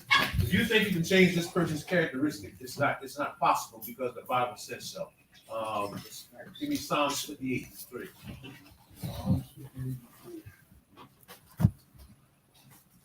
It's impossible for him to change. You can't redeem him. God made him this way, and that's the way he's gonna be. The book of Psalms, chapter 8, 58:3. Book of Psalms 58:3. The wicked are estranged from the womb. They go astray as soon as they be born, speaking lies. You should have brought that one out for you should have brought that one out for Esau's birth. Their Yeah, right? But yeah, kind of read that one. poison is like the poison of a serpent. Start that at the top again. The wicked are estranged from the womb. They go astray as soon as they be born, speaking lies. So can you change somebody that God just made like that? You definitely can't. Absolutely not. So he's No, a born sir. liar. Their poison is like the poison of a serpent. They are like the deaf adder that stoppeth her ear, which will not hearken to the voice of charmers, charming never so wisely. Kind. Yeah. All right, so let's go back. Go back to the first Mac. The book of First Where Maccabees, we was just at? 22. No, in Psalms. Oh. We might go back there. I might ask you for that one later. Who was that? Psalms I might 58, ask you for that one again 58, later. 3 and All 5. right, come on. coming Go back here. right off of the Psalms. Well, let's we gotta kind of keep it rolling. Keep it going. If we could hold it till, you think we can hold it till after? See if we get through this. All right. Go ahead, read this. The book of 'Cause First. hopefully, I'm trying to get through chapter 27 today too, so that's why I understand. it's got a lot of stuff on it. Go ahead. The book of First Maccabees, chapter 1, verse 23. He took also the silver and the gold and precious vessels. Also, he took the hidden treasures which he found. Mm-hmm. And when he had taken all away, he went into his own land, having made a great massacre and spoken very proudly. So he made a great massacre of who he knew to be God's holy people. They knew this, but it didn't matter. We can kill them because I'm Antiochus Epiphanes, God on earth. See that? Drop down to verse 29. Verse 29. And after 2 years fully expired, the king sent his chief collector of tribute unto the cities of Judah, who came unto Jerusalem with a great multitude, and spake peaceable Mhm. words unto them. So he came back and he spoke peaceable words to them. That's the spirit, because what we just read in Psalms, exactly what you're about to see with this Edomite here. Go ahead. He spoke peaceable words. And words unto them, but all was deceit. What did it say about the asps? The tongue of asp, I think. Their poison is like the poison of the serpent. That's their tongue. Their tongue. They speak peaceable words, but really there's deceit. That's Psalms 55:21. Mm-hmm. Go ahead, bring it. That's the one you wanted? Bring it out real quick. For the words of his mouth are smoother than butter. Uh-huh. The words in his heart. Wait, where we at? So people online can hear. Psalms 55:21. Read it. The words of his mouth are smoother than butter, Yep. but war was in his heart. His Mhm. words are softer than oil, but yet drawing swords. Con, and that's Esau. Go back here. This is Antiochus, the Edomite. Verse 30. Verse 30. And spake peaceable words unto them, but all was deceit. For when they had given him credence, he fell suddenly upon the city and smote it very sore and destroyed much people of Israel. Mm-hmm. And when he had taken the spoils of the city, he set it on fire and pulled down the houses and walls thereof on every side. Mhm. But the women and children took they captive and possessed the cattle. They builded the city of David with a great and strong wall and with mighty towers, and made it a stronghold for them. Read down to 37. Keep going. And they put therein a sinful nation, wicked men, and fortified themselves therein. Oh, wait, a sinful what? And they put therein a sinful nation, wicked men. So the nation they're coming with was a sinful nation. Edomite nation. Go ahead. And fortified themselves therein. They stored it also with armor and victuals. And when they had gathered together the spoils of Jerusalem, they laid them up there, and so they became a sore snare. Mm-hmm. For it was a place to lie in wait against the sanctuary. What's more profane than that? Yeah. Who's coming to the sanctuary? Priest. Priests and what? Innocent people that just want to worship God. Yeah. Go ahead. Against the sanctuary and an evil adversary to Israel. Thus they shed innocent blood on every side of the sanctuary and defiled it. They said innocent blood. What's more profane than that? 1 Samuel 22:7. Just showing how profane they are today, how profane and fornicators they've always been. And who would do that? Who has that characteristic today that would kill priests? Esau. Your friendly neighborhood, what? Exactly. Yep. 1 Samuel 22, what? 7 to 18. The book of 1 Samuel, chapter 22, verse 7. Then Saul said unto his servants that stood about him, Hear now, ye Benjamites, will the son of Jesse give every one of you fields and vineyards, and make you all captains of thousands and captains of hundreds, that all of you have conspired against me? And there is none that showeth me that my son had made a league with the son of Jesse. And there is none of you that is sorry for me. This is Saul speaking to the priest that helped David. Go ahead. Or showeth unto me that my son has stirred up my servants against me to lie in wait at this day. Then answered Doeg the Edomite, which was set over the servants of Saul, and said, I saw the son of Jesse coming to Nob, to Ahimelech. And what you see with these Edomites, they're always getting themselves up into a high position. Where they serve at, whatever kingdom it is, they always find a way to get up to a high position in the military or in that service to the king. Go ahead. To Ahimelech, the son of Ahitub, and he inquired of Yahweh for him, and gave him victuals, and gave him the sword of Goliath the Philistine. Then the king sent to call Ahimelech the priest, the son of Ehitub, and all his father's house, the priests that were in Nob, and they came, all of them, to the king. And Saul said, Hear now, thou son of Ehitub, and he answered, Here I am, my lord. And Saul said unto him, Why have you conspired against me, thou and thy son of Jesse, in that thou hast given him bread and a sword, and hast inquired of Yahweh for him, that he should rise against me to lie in wait at this day? Then Ahimelech answered the king and said, And who is so faithful among all thy servants as David, which is the king's son-in-law, and goeth at thy bidding, and is honorable in thine house? Did I then begin to inquire of him, of Yahweh for him?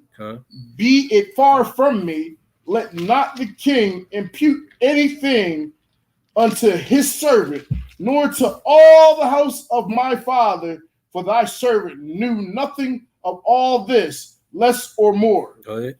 And the king said, Thou shalt surely die, Ahimelech, thou and all thy father's house. Read. And the king said unto the footmen that stood about him, turning to slay the priest of Yahweh, because their hand also is with David, and because they knew when he fled and did not show it to me. But the servants of the king would not put forth their hand to fall upon the priest of Yahweh. Yeah, so they was afraid to do that. They knew better. Right? Keep going.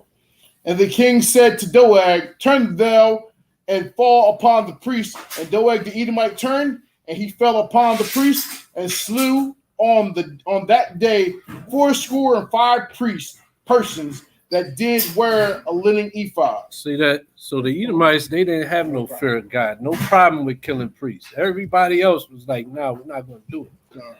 We can't fall on them.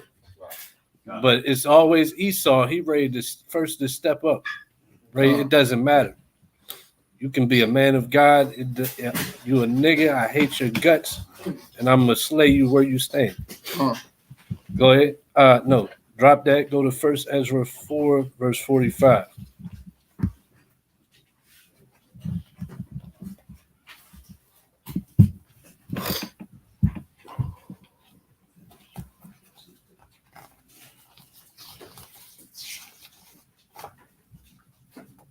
That address again? First Ezra chapter 4, first, not second Ezra. First Ezra chapter 4, verse 45. The book of First Ezra chapter 4, verse 45.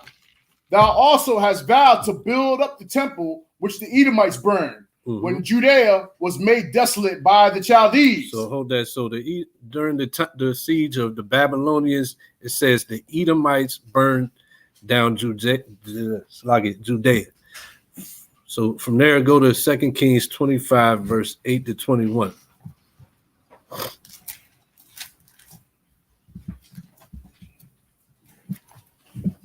Isn't that what they're doing now over there in Israel? What's that? They're just killing.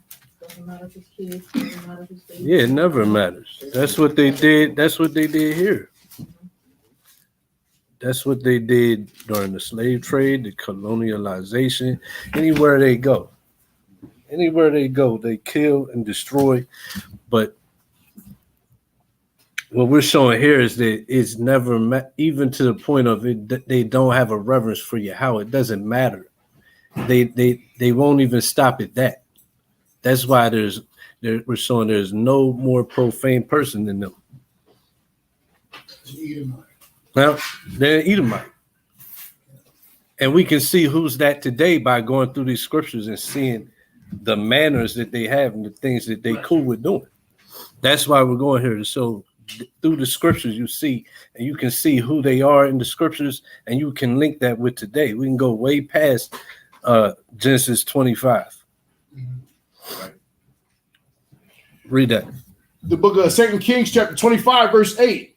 And in the 5th month, on the 7th day of the month, which is the 19th year of King Nebuchadnezzar, king of Babylon, came Nebuzaradan, captain of the guard, a servant of the king of Babylon, unto Jerusalem. So Nebuzaradan, once again, it's another, high-ranking member of the army that's coming in to do things. And this time it's Nebuzaradan, captain of the guard. Go ahead. And he burnt the house of Yahweh, and the king's house, and all the houses of Jerusalem, and every great man's house burnt he with fire, and all the army of the Chaldees that were with the captain of the guard break down the walls of Jerusalem round about. Now the rest of the people that were left in the city, and the fugitives that fell away to the king of Babylon with the remnant of the multitude, did Nebuzaradan, the captain of the guard, carry away. But the captain of the guard left of the poor of the land to be vine dressers and husbandmen. And the pillars of brass that were in the house of Yahweh, and the bases and the brazen sea that was in the house of Yahweh, did the Chaldees break in pieces and carried the brass of them to Babylon. And the pots and the shovels and the snuffers and the spoons and all the vessels of brass wherewith they ministered took they away. And the fire pans and the bowls and such things as were of gold, in gold and of silver in silver the captain of the guard took away. Mhm. The 2 pillars, 1C, and the bases which Solomon had made for the house of Yahweh, the brass of all these vessels was without weight. The weight of the 1 pillar was 18 cubits, and the chapter upon it was brass, and the height of the chapter 3 cubits, and the wreathen work and pomegranates upon the chapter around about all of brass, and like unto these had the 2nd pillar with wreathen work, and the captain of the guard took Sariah, Mhm. the chief priest, and Zephaniah, the 2nd priest, and the 3 keepers of the door. Mhm. And out of the city he took an officer that was set over the men of war, and 5 men of them that were in the king's presence, which were found in the city, Yeah. and the principal scribe of the host, which mustered the people of the land, and 80 men of the people of the land that were found in the city. Mhm. And Nebuzaradan, captain of the guard, took these and brought them to the king of Babylon to Riblah. Mhm. And the king of Babylon smote them and slew them at Reba in the land of Hamath. So Judah was carried away out of their land. So you can stop there. So what we see here, Ezra said this was Edomites doing this, and they doing all the same things that we saw Antiochus do, from the spoiling of the temple down to the killing, to the taking these holy men to the king to be slain. Right? It's always Edomites that's doing these things. That's at the head of this. This is also Esau's end time prophecy is what he's going to do with the saints. Huh? Esau has an end time prophecy that this is going to be his behavior in the hours to come. Oh, against us. Yes. Con. Esther chapter 3, verse 1. And that's the point. That's why we're going through these scriptures, because who's doing that today? So if it's not them, then who is it? Right. If it's not them, we're waiting for somebody else to come and do those same things all over again. Well, they fit the definition of 2 Thessalonians chapter 2. Mm-hmm. The man of sin, right? Exactly. Go to Esther 3, verse 1 to 9. The book of Esther, chapter 3, verse 1. After these things did King Ahasuerus promote Haman, the son of Hammedatha the Agagite, and advanced him and set him his seat above all the princes that were with him. And all the king's servants that were in the king's gate bowed and reverenced Haman, for the king had so commanded concerning him. But Mordecai bowed not, nor did him reverence. Then the king's servants, which were in the king's gate, said unto Mordecai, why transgressest thou the king's commandment? Now it came to pass, when they spake daily unto him, and he hearkened not unto them, that they told Haman to see whether Mordecai's matter would stand, for he had told them that he was a Jew. Mm-hmm. And when Haman saw that Edomite. Mordecai bowed not, nor did him reverence, then was Haman full of wrath. Mm-hmm. And he thought scorn to lay hands on Mordecai alone, for they had showed him the people of Mordecai, wherefore Haman sought to destroy all the Jews that were throughout the whole kingdom of Ahasuerus, even the people of Mordecai. In the first month, that is the month Nisan, in the 12th year of his king Ahasuerus, they cast pure, that is the lot before Haman, from day to day, and from month to month, to the 12th month, that is the month Adar. And Haman said unto King Ahasuerus, there is a certain people scattered abroad and dispersed among the people in all the provinces of thy kingdom, and their laws are diverse from all people, neither keep they the king's laws. Therefore it is not for the king's profit to suffer them. If it please the king, let it be written that they may be destroyed, and I will pay 10,000 talents of silver to the hands of those that have the charge of the businesses to bring it into the king's treasuries. Right. So now go to additions of Esther 12 and 6. So he's ready to slaughter the people of God, and he's also talking down on the laws of God. This is the mind state of Esau. Esau doesn't care for the word of God, the laws of God. That's why they've brought the doctrine through the earth of you don't have to follow God. The Christian doctrine, the Catholic doctrine. But this is going to show what he told the king about our laws, about God's laws to the king, and about us as a people following them.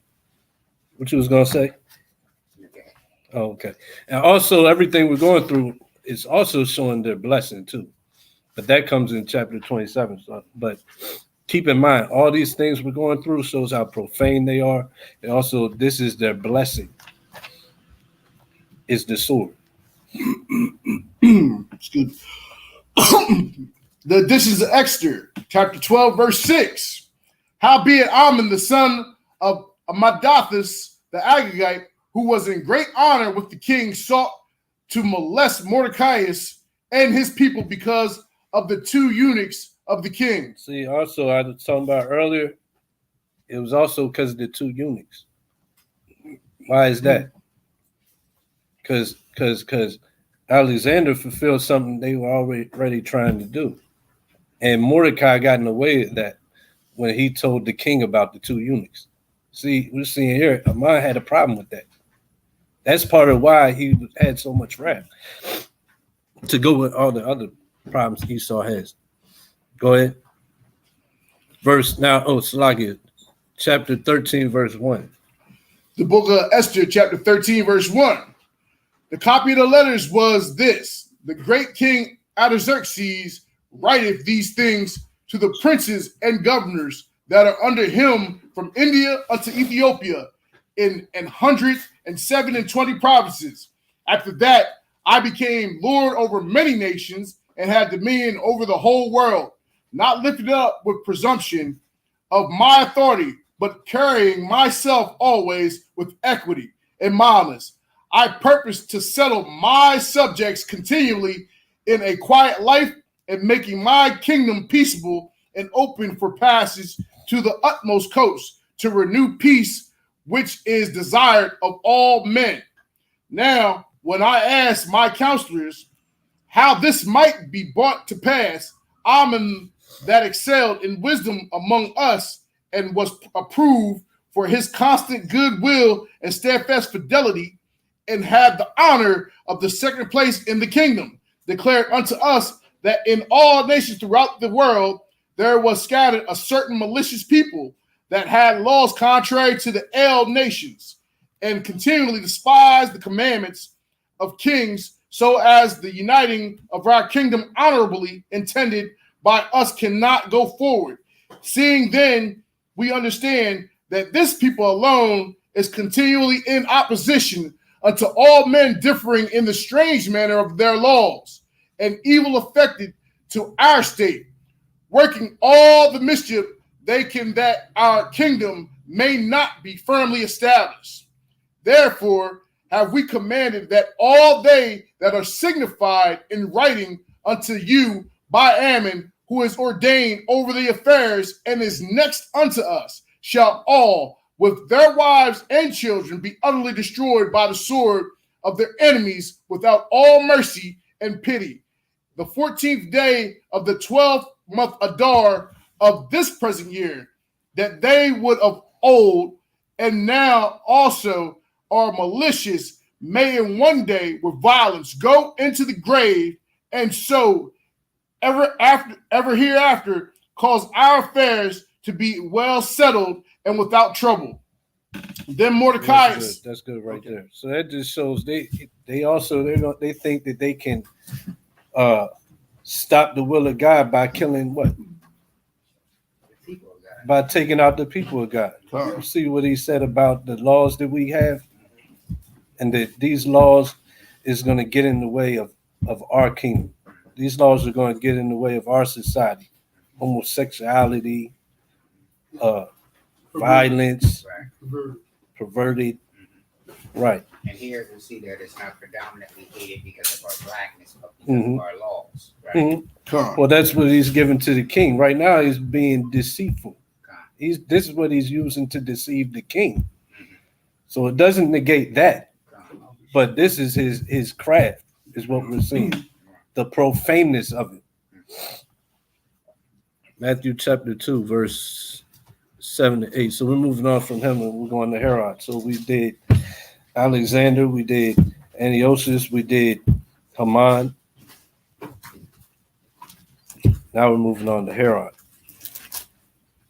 You also see that he's attacking the law because the law was his inheritance that he forfeited for lentil soup. Exactly. He sold that. Yes. So he's always doing that. This is the same as Psalms 83. Having the people not be, what do you say, that the name of Israel be no more? The book of Matthew. This is Esau's goal. Go ahead. The book of Matthew, chapter 2, verse 7. Then Herod, when he had privily called the wise men, inquired of them diligently what time the star appeared. And he sent them to Bethlehem and said, Go and search diligently for the young child. And when ye have found him, bring me word again that I may come and worship him also. When they had heard the king. This is what? Herod's doing what? Peaceable words. That tongue of deceit. Words move his breath. Yeah. But war is in his heart. Go ahead. Come. When they had heard the king, they departed, and lo, the star which they saw in the east went before them till it came and stood over where the young child was. When they saw the star, they rejoiced with exceeding great joy. And when they get dropped, where we at? Where you 11. Dropped, so we read 8, dropped to 16. Verse 16. Verse 16. Then Herod, when he saw that he was mocked of the wise men, the wise men didn't come back and bring the child. Go ahead. Was exceeding wroth, and sent forth and slew all the children that were in Bethlehem. But I thought he wanted to worship the child. So he slew all the children. Go ahead. This is your friendly neighborhood white man. And in all the coast thereof, from 2 years old and under, according to the time which he had diligently inquired of the wise men, then was fulfilled which was spoken by Jeremy the prophet, saying, In Ramah was there a voice heard, lamentation and weeping, and great mourning. Rachel weeping. Where you at? 18. All right, finish that out, then go to Rachel weeping for her children, and would not be comforted because they are not. Mark 6, verse 17, 28. Still on Herod.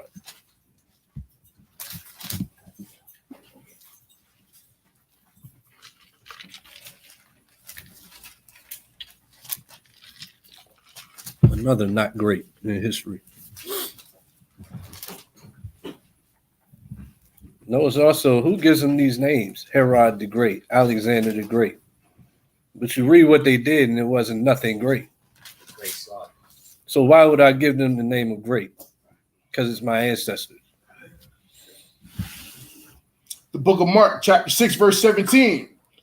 For Herod himself had sent forth and laid hold upon John, and bound him in prison for Herodias' sake, his brother Philip's wife, for he had married her. What's that? There's no greater fornicator. Go ahead. For John had said unto Herod, It is not lawful for thee to have thy brother's wife. Therefore Herodias had a quarrel against him and would have killed him, but she could not. For Herod feared John, knowing that he was a just man and unholy, and observed him. And when he heard him, he did many things and heard him gladly. And when a convenient day was come, that Herod on his birthday made a supper to his lords, high captains, and chief estates of Galilee. And when the daughter of the said Herodias came in and danced and pleased Herod, and them that sat with him, the king said unto the damsel, Ask of me whatever thou wilt, and I will give it to thee. And he sware unto her, whatsoever thou shalt ask of me, I will give it thee unto the half of the kingdom. And she went forth and said unto her mother, what shall I ask? And she said, the head of John the Baptist. Mhm. And she came in straightway with haste unto the king and asked, saying, I will that thou give me by and by in the charger the head of John the Baptist. Also, I missed it. He's already sleeping with his brother's wife. At the birthday, his brother's wife's daughter is basically giving him a stripper show.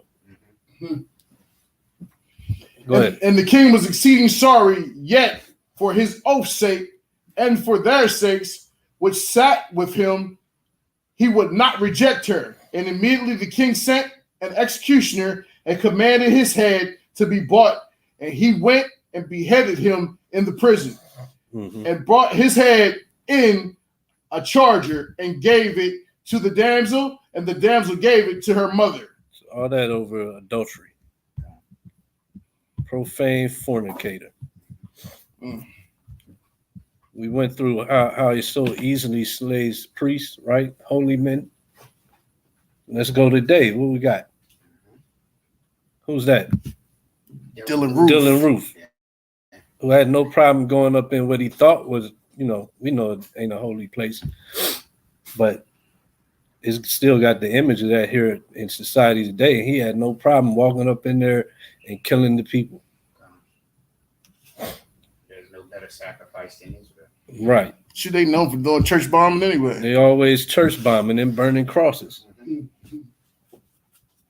This is, who could it be? If this ain't Esau, where are the other people doing these things? Where are your Indians walking up in black churches and killing the people? Just trying to worship God.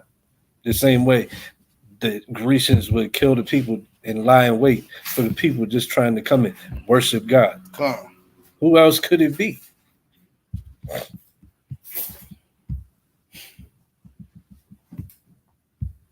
What was he calling for? Peace. Peace. And walking hand in hand. What'd they do? Killed him. Who could it be but Esau? He stretched forth his hand with men that were at peace with him. Mm-hmm. So who could it be? Esau The Indians ain't doing that. mm-hmm. The Chinese wasn't doing it. and Amalek. They say the ones say the Arabs is Esau. The Arabs wasn't doing it. Yeah, so they came and colonized America with what? With their fake priests, their Catholic friars and Jesuits and all that, holding crosses and burning the people because you won't conform, or really just because we know who you are. And then that's what it is. They knew who we were.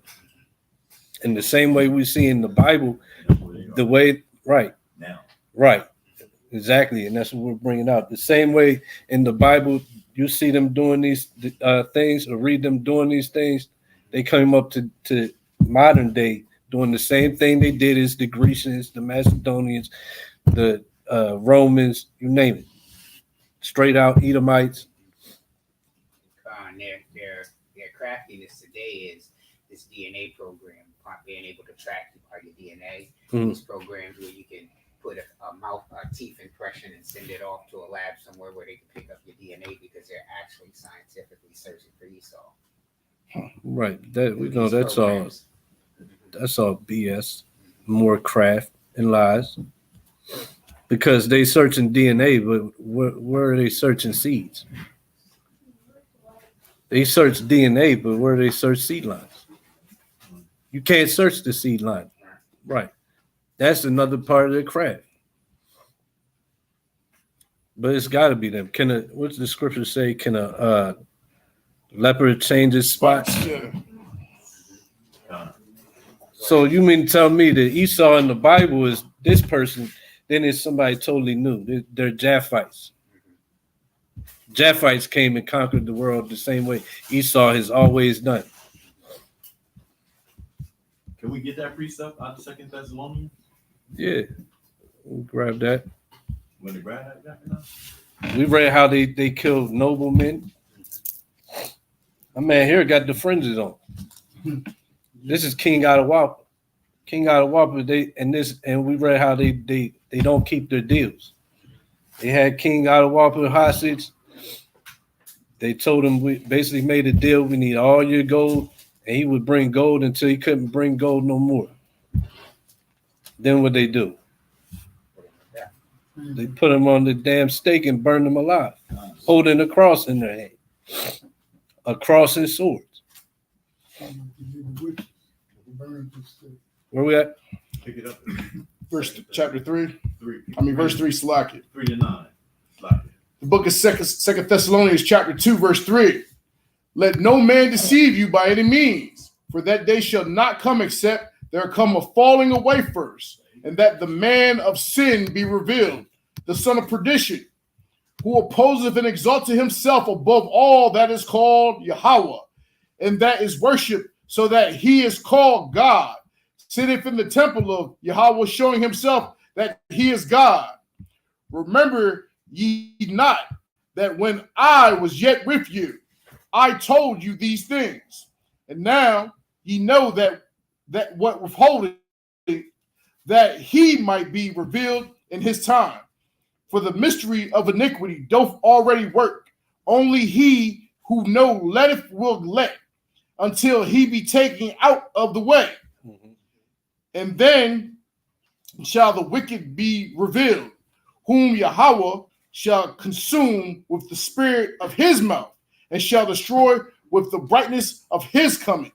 Even him whose coming is after the working of Satan, with all power and signs and lying wonders, and with all deceivableness of unrighteousness in them that perish, because they receive not the love of the truth, that they might be saved. And that's exactly what Yahweh is doing today. That's exactly right. He's revealing the wicked. And the scriptures show exactly who the wicked is by nation as well. And we're going to go there. But that's exactly what he's doing. So it's more than just Genesis chapter 25. The wicked is being revealed as Esau, and Esau is being revealed as who the world calls Salakia. Not who the world calls. Esau is being revealed as the white race. It's not really white, it's what? Red. It's red. You got something? Yeah, Revelations 12 and 3.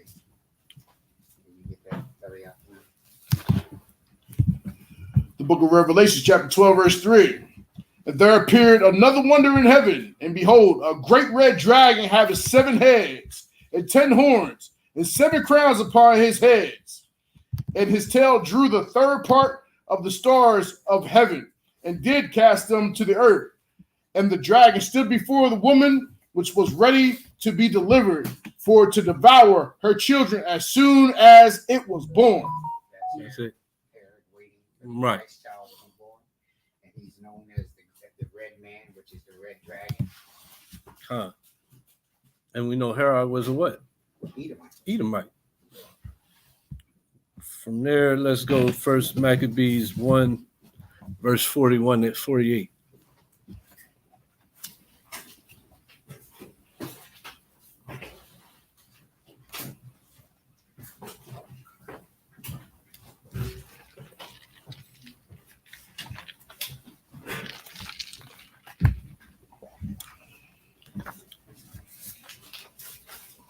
The book of First Maccabees, chapter 1, verse 41. Moreover, King Antiochus wrote to his whole kingdom that all should be one people, and every one should leave his laws. So all the heathen agreed according to the commandment of the king. Yea, many also of the Israelites consented to his religion and sacrificed unto idols and profaned the Sabbath. For the king had sent letters by messengers unto Jerusalem and the cities of Judah, that they should follow the strange laws of the land, and forbid burnt offerings and sacrifice and drink offerings in the temple, and that they should profane the Sabbaths and festival days, and pollute the sanctuary and holy people, set up altars and groves and chapels of idols, and sacrifice swine's flesh and unclean beasts, that they should also leave their children uncircumcised and make their souls abominable with all manner of uncleanliness and profanation. So get some images. This is Greece. This is ancient Greece. This is the customs they're talking about. This is what the Edomites want us to leave our laws for, and Yahweh is standing for to take part in this, for this to be the norm of society.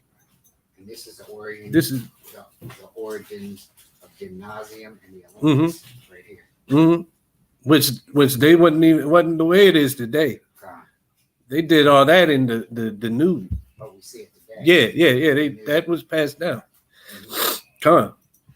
This is what they brought in. What you just said. This is some original Olympics.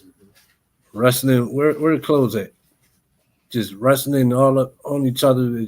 It's sick, man. It's profane, is what it is. Exactly what the Bible says, profane. This is watched them with the Olympics opening. Yeah, they brought a whole bunch of gayness. With the Last Supper. Look, they had games like this in the nude. Do stuff all on other man's neck, man. It's disgusting. That homosexuality was so prevalent during the Greek area that you had in the closet straights. If you were straight, you didn't tell nobody. I believe it, yeah. And that's what it's almost now at this time. To say that you're a heterosexual man, you'll be wrecked at that. Always in the nude. Everything's in the nude.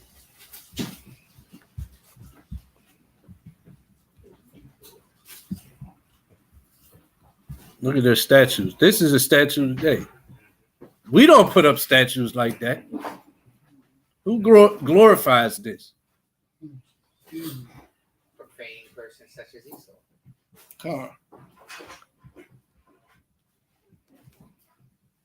I haven't read in the destructions of Indies or any histories about colonialization where they had to burn statues of naked men with little boys. None of that.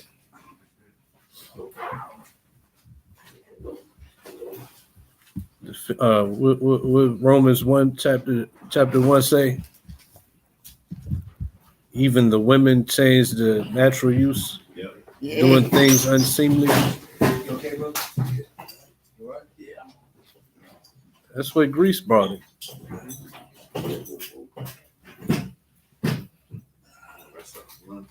Yeah, let me sit here for a second.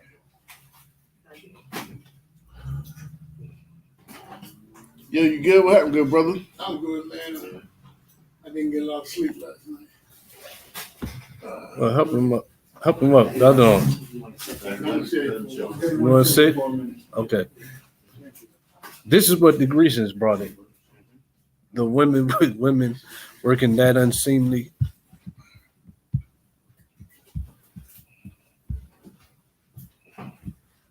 Homosexuality.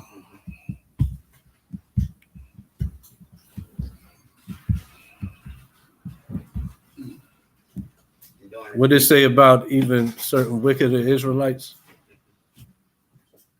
They should wicked Israelites. Even some of the wicked Israelites decided to partake, and they was cool with it. To this day, right? To this day. But yeah, exactly. The same way this is we're seeing of ancient time, what they brought it in. We see it today. We dealt with that at this lesson on Sodom. Today's society is the same thing replayed again, repackaged. And their bathhouses were normally mandated by Israelites. So not only did you hold the towel for these naked bathhouses, but you, at any time anyone can look at you and call you to the party. Right?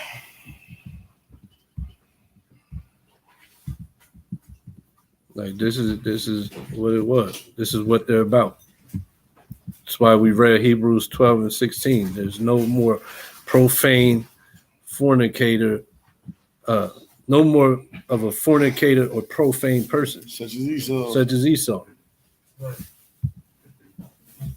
Like this is their art. This is on their their ancient ruined buildings. They got these things on the floors or on the walls or on the ceilings. It's on top of some of their church houses. Type of something like they got the in Rome. Is it the Vatican, the 16th chapel or whatever it is? That's the painting of what's supposed to be God touching Adam's fingernail, butt booty naked. This is the kingdom of Greece. This is the Edomites. This is what you'll find if you do a little simple search on Google. Part of this right here. Man on man action. See the Israelite with the Edomite? They traded boys for a harlot, right? This is Man, part what of the the harlot. It wasn't just male, female Mhm. breeding, but this was part Mm-hmm. of the harlot. Right? They brought in the train with two. They really doing the train. This is Greece. This is Edom, the kingdom of Macedonia. So we proved to be Edomites. This. We're in the kingdom. Their kingdom of Greece and Rome just rebirthed again. From there, First Maccabees 1 again. This time, verse 49 to 61. The book of First Maccabees, chapter 1, verse 49. To the end that they might forget the law and change all the ordinances, and whosoever would not do according to the commandment of the king, he said he should die. So you had to die if you didn't. We just all the images we just went through. That's what if you didn't want to take part in that or be cool with that, it was worthy of death to Edomite. Go ahead. In the self same manner wrote he to Salakia, and whosoever would not do according to the commandment of the king, he said he should die.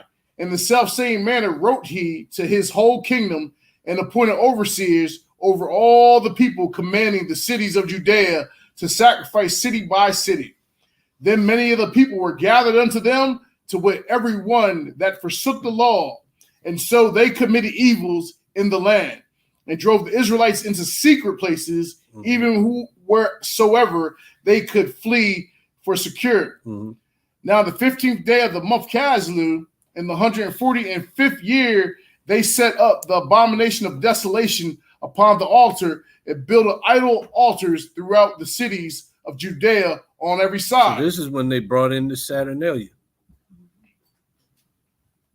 Saturnalia is an ancient Roman festival and holiday in honor of the god of Saturn, held on the 17th of December of the Julian calendar, and later expanded with festivities through 19 December. By the 1st century BC, the celebration had been extended through 23rd December for a total of 7 days of festivities. The holiday was celebrated even today, 7 days after Christmas. What you got? New Year's. New Year's. So you got 7 days of festivities today. With Christmas, they had 7 days of festivities with Saturnalia.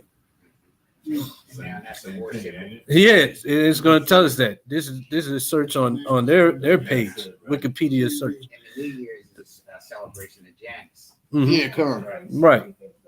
So the holiday was celebrated with a sacrifice at the temple of Saturn in the Roman Forum and a public banquet, followed by private gift giving. So now we got Christmas. This is a 7-day festival that involves banqueting and gift giving. Who was those gifts? We're going to touch on that, I think. We're going to touch on that a little bit. But yeah, we were. But even now, today, we're not. But now we're celebrating because we just read even some of the Israelites started doing the customs. We just read it. So the same today, we didn't know nothing about Christmas, but now we celebrate it more than they do. We spend the most money on Christmas season. Yeah. That's right. So gift giving, continual partying, and a carnival atmosphere that overturned Roman social norms. Right? Verse Verse 55 of Maccabees. which includes gluttony. But the Saturnalia was today what we call Christmas, We get Santa Claus. where we get Santa Claus. When they was back in 2,000 years ago, they called it Saturnalia. Saturnalia. 55. Verse 55.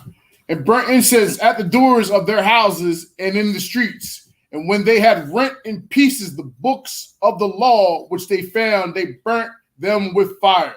Mhm. And whosoever was found with any the book of the testament of if any committed to the law, the king's commandment was that they should be put to death. The Babylonians didn't do that.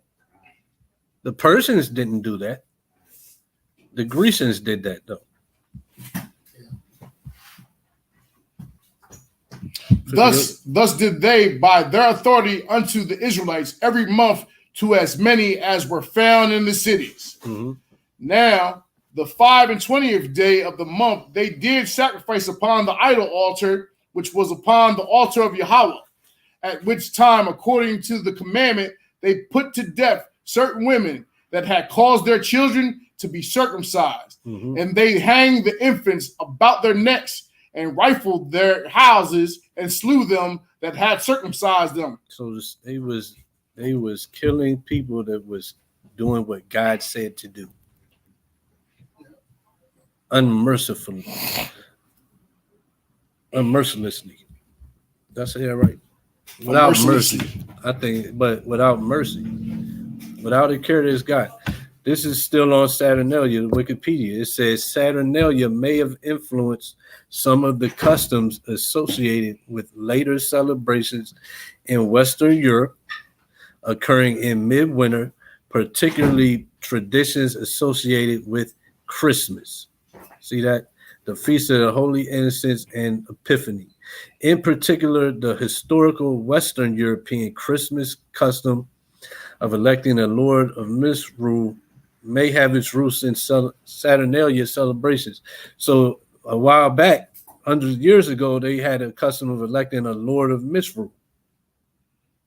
Who's that today? Today we call him Santa Claus. He's the Lord of Misrule. But all of this we have today, modern Christmas, goes back to the Saturnalia that the Romans brought in. And that's because Constantinople adopted Christianity. Mm-hmm. And yeah, when you search the Saturnalia and search Christmas, yeah, it talks about what you just brought out. Mm-hmm. But I didn't want to post the whole article. That would have took up like 20 minutes. So the Romans brought in Saturnalia. It's Christmas. And they still uphold Who it. brought in Christmas? Who brought in Christmas? Friendly neighborhood white man. They brought in Christmas. Yeah, they did. Still in play. Why is everything that the Grecians did, the Romans did, the Esau did in the Bible, today they do it?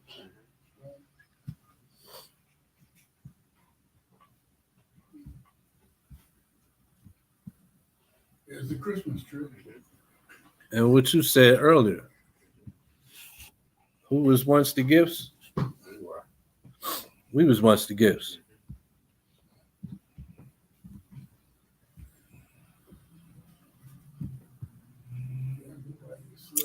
Dirty Pete. Before coming to America, it was done in the Netherlands. The Santa Claus part comes from the Netherlands, if I remember correctly. And yeah, Santa Claus had a slave named Swarthy Pete. Something like, yeah. Walking means black. Black Pete. And they'll try to, now with their lying tongues, they'll try to say he was They said he came down the he was chimney. black That's because how he got came black. down the chimney. But his clothes ain't black. And they put a proposal to take and put this And they this sell. away, but those people fuck. Oh, they won't allow that. They have it every Christmas year over there. They celebrate by getting in blackface. And I know a person who attended one of these festivals. He Yeah. said it was creepy. Well, look at it. It was creepy. I don't know why. What made him go? because he couldn't see this creepy. Maybe he didn't get see that part of the brochure. Where they have big festivals and Mhm. people dress up as slaves and different characters of blackness during the slave period, and they attend. It's like a vampire show. Hmm. Yeah, you can, and anybody can go look up on YouTube. You can find like little, videos or documentaries, and that's what they do. Damn. That's where Christmas is originated from. Mhm. So I mean, a lot of things that got to do with Christmas is just area. You know, the ornaments is hanging slaves. Then you got the gingerbread man being a runaway slave and all that stuff. Like, it's just area. They just mocking us in all of it. So some of the kingdoms. Move on to the kingdoms. So the Edomite kingdoms. This is some of the kingdoms. And we touched it on the Obadiah class, right? They're all the same. From Seir to Rome to United States. On here you got Rome, Spain, Greece is up there, Great Britain, Russia, United States, all the same architecture. You got the UK in there? Yeah, the UK is right here. I knew it. All the same architecture. Mhm. Closer up, this is Mount Seir. Go down. This is in Greece, I think. Yeah, in the Greek. No, that was Rome. This is Greece, Oh, okay. but same architecture. Pretty much the same. It's all the same. United States. It's that Lincoln Monument. No, there's something else No, it ain't. because it's got glass. But the monument, Lincoln Monument, got the same pillars though. Got the same pillars. We got the flag. This United States is the same architecture, same manners of people, Most of that stolen from the same holiday festivities. yeah. From the Obadiah chapter 1, verse 1 and 1 to 3. Well, it's only one chapter. Obadiah 1 to 3.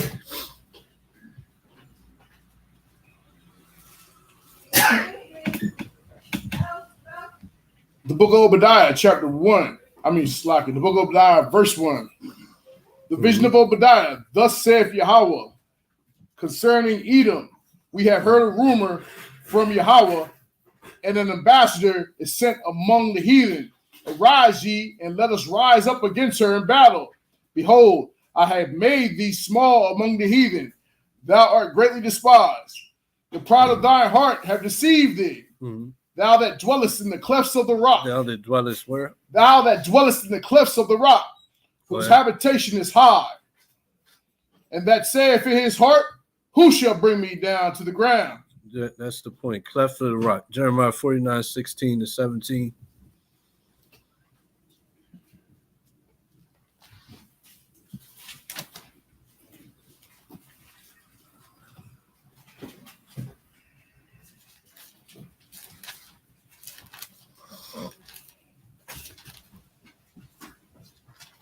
Pretty much saying the same exact thing.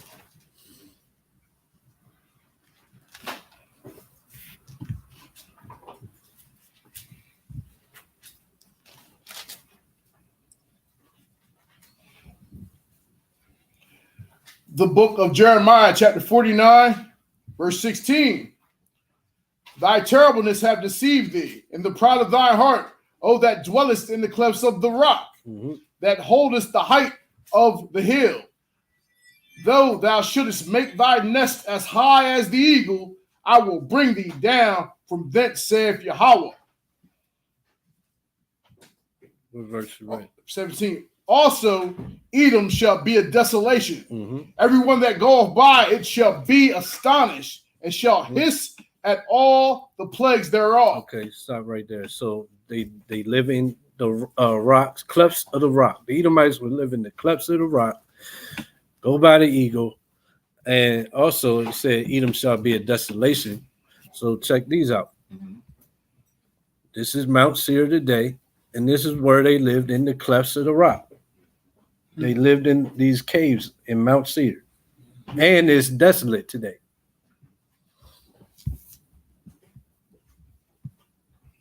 More Mount Seir.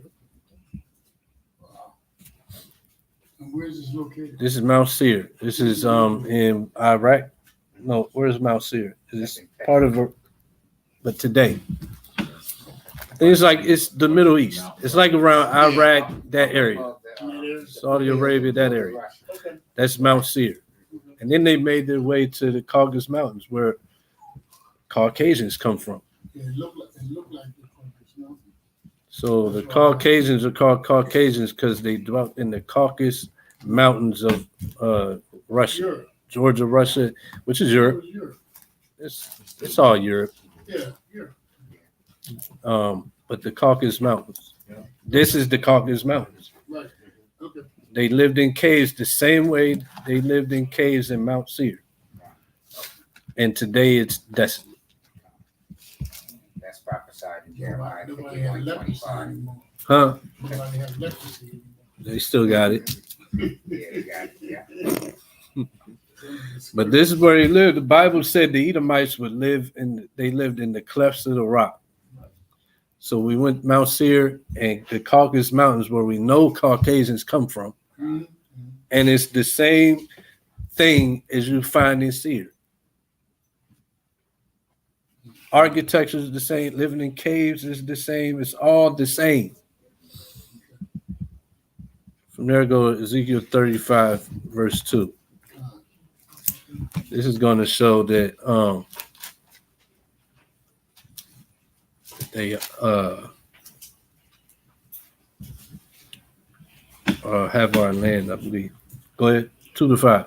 The book of Ezekiel, chapter 35, verse 2.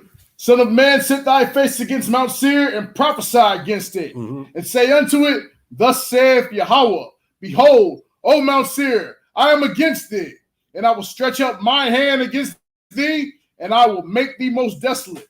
I will lay thy cities waste, and thou shalt be desolate, and thou shalt know that I am Yahweh, because thou hast had a perpetual hatred, and hast shed the blood of the children of Israel by force of the sword.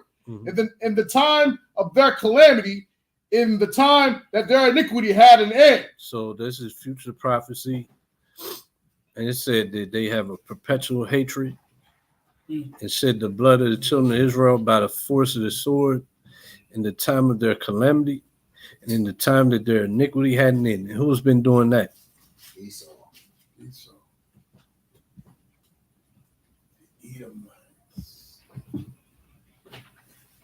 When did this hatred end? Yeah. It hasn't ended. They just did. They just shot. Line. They just shot Sonia Massey for holding a pot of water. 15 feet away. After asking him to get it. They got a perpetual hatred. Ezekiel 35 and 10. 35 and 10. Verse 10. Because thou hast said, these two nations and these two countries shall be mine. The Judah and Israel, southern kingdom, northern kingdom. Go ahead. And we will possess it, whereas Yahweh was there. So who's the Israelites today?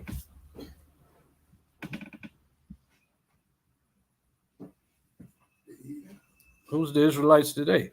Southern and the northern tribe, the Israelites. Hmm? Tribes. Blacks and Hispanics and Native American Indians. So Esau took these two peoples, these two nations, had perpetual hatred, and read that again. Killed them by the sword. That's what we see here. Verse 10. Because thou hast said, these two nations and these two countries shall be mine, and we will possess it, whereas Yahweh was there. Therefore, as I live, saith Yahweh, thy power I will even do according to thine anger and according to thine envy, which thou hast used out of thy hatred against them. So, And what verse is it? 11. Yeah, so verse 10. Ain't this what they did when they took the land? They said they would make it theirs. That's Columbus it was. Island So- of Hispaniola. Yeah. Española, Peru, Panama, Mexico, All in the world. United States, Canada, the west coast of Africa. Yes, sir. Australia. Argentina. So whoever did this is Esau.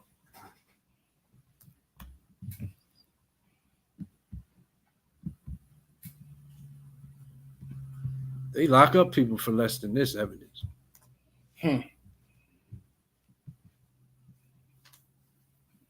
Whoever took them in possession, killed them in possession. Whoever did that, that's Esau.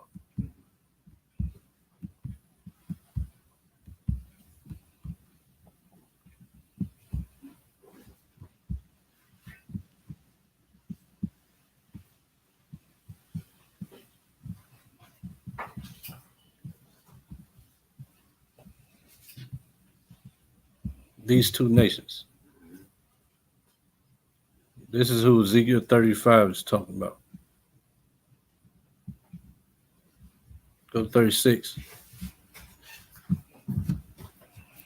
Book of Ezekiel, chapter 36, verse 5. Therefore, thus saith Yahweh thy power, surely in the fire of my jealousy have I spoken against the residue of the heathen and against all Idumea, which have appointed my lands into their possession, with the joy of all their heart, with the spiteful minds, to cast it out for a prey. So Esau would have the land of Israel today.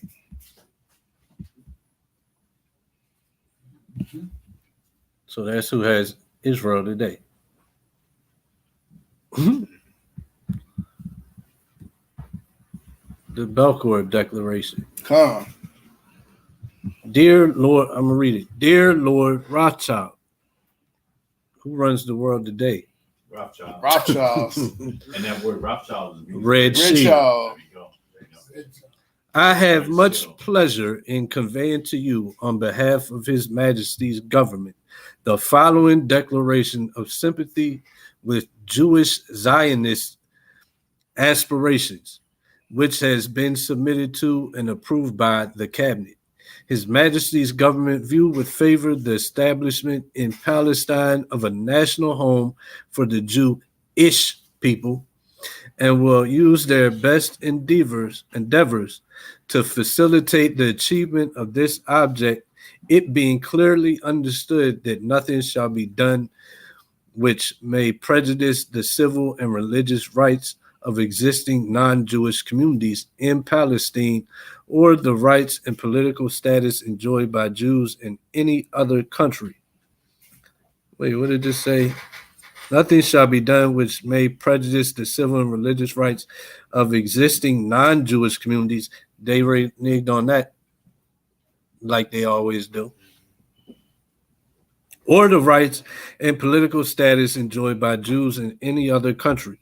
I should be grateful if you would bring this declaration to the knowledge of the Zionist Federation. Ezekiel 36. And this is And the 5. contract that America's under today. Huh? This is the contract that America's under today, not the voice. Any discrepancies about their behavior. Right. Anti-Semitic, blah, blah, blah. You know, the Anti-Defamation League. All of it.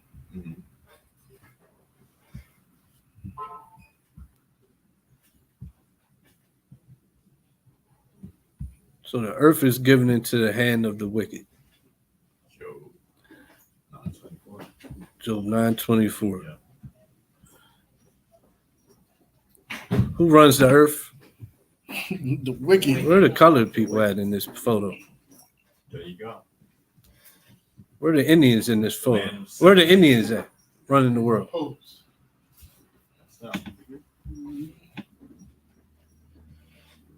Read Job 9:24. Book of Job, chapter 9, verse 24. The earth is given into the hand of the wicked.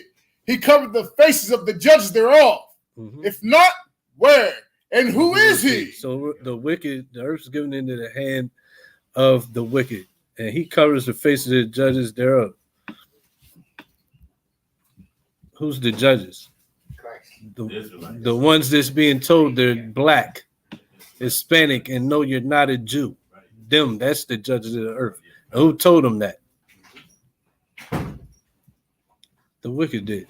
Malachi 1:2. The wicked is defined in the Bible, by the way. The wicked is defined in the Bible. Mhm. First, not first. Maccabee chapter 1, verse 2 to 4. Malachi chapter 1, verse 2 to 4. The book of Malachi, chapter 1, 2, and 4. I have loved you, saith Yahweh. Yet ye say, wherein hast thou loved us? Was not Esau Jacob's brother, saith Yahweh? Yet I loved Jacob, and I hated Esau, and laid his mountains and his heritage waste for the dragons of the wilderness. Whereas Edom saith, we are impoverished. So go ahead. But we will return and build the desolate places. So all the Caucasus Mountains are desolate. Syria's desolate. Rome's desolate. Greece is made desolate. They said we'll rebuild it. So we know they've rebuilt it. The reason everything looks the same as it did then, because Esau must have rebuilt. Go ahead. They shall build, but I will throw down, and they shall call them the border of wickedness. Who would be called the border of wickedness?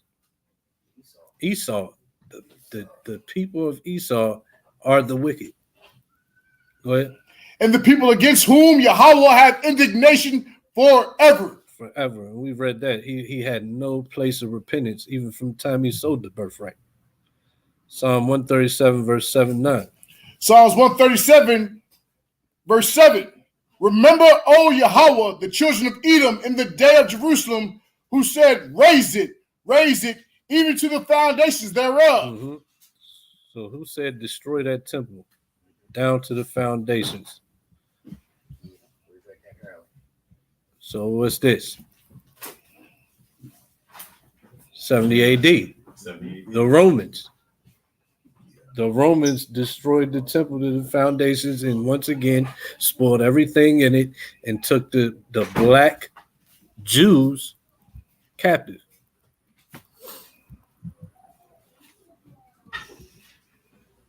When have the Arabs spoiled the temple? It said raise it to the foundations thereof. Where's the stone carvings in Iraq or Saudi Arabia, in Mecca, of them carrying away the menorah, spoiling the temple? You're not going to find it. The Romans did that.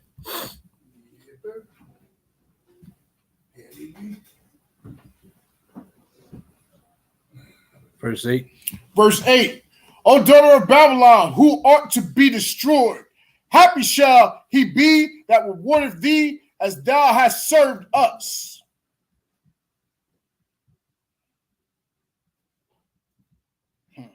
What's happening here? What's happening right here? Hanging them on giblets by 13. Right here. You gotta bang the baby What's up against the happening tree, right there? man. Okay, read down. Verse 9. Happy shall he be that taketh and dasheth thy little ones against the stones. So who dashed the babies of Israel against the stones? Esau did. Their own artwork tells you who they are. They was doing the bashing of the heads of babies against the stone. David said they'd be doing that, and happy would he be the person that gets to do that in return and at the end. So who's Esau? Esau was. Is it the Arabs? Esau. Is it the Arabs? Nope. Is it the Indians? Is it other black people? Because some of them are saying that the Edomites are black and the Israelites are black. So where's the images of the Negro slamming the head of the Indian, Native American Indians baby, or other Negroes babies' heads against the brick? Where's that at? Exactly. Obadiah 1 and 4. The book of Obadiah, chapter 1, verse 4. Though thou exalt thyself as the eagle, and though thou set thy nest among the stars, thence will I bring thee down, saith Yahweh. So Esau was making exalt himself as the eagle and say that he supposedly put his nest in amongst the stars on the moon. Who did this? Said they did it. It says right there, the U.S. of A.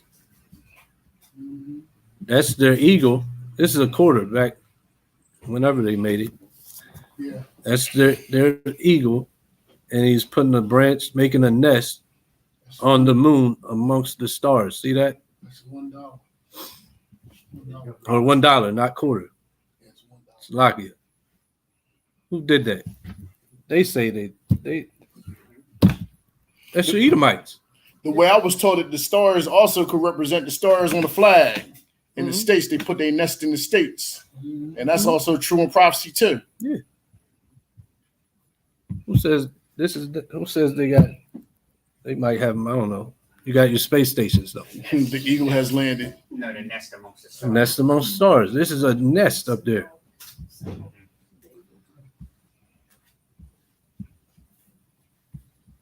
Space stations, all that.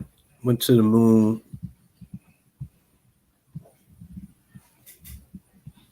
But they do that down here on Earth too.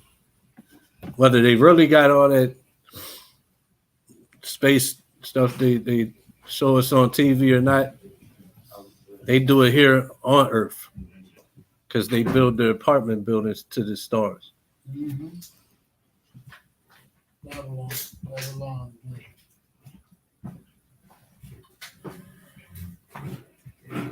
This is the world. This is the tallest apartment building here in America. See, that thing's up at the stars. They got one tall like that in South Korea. Yeah. And who started that? Esau. Everybody's got them now, but who started it?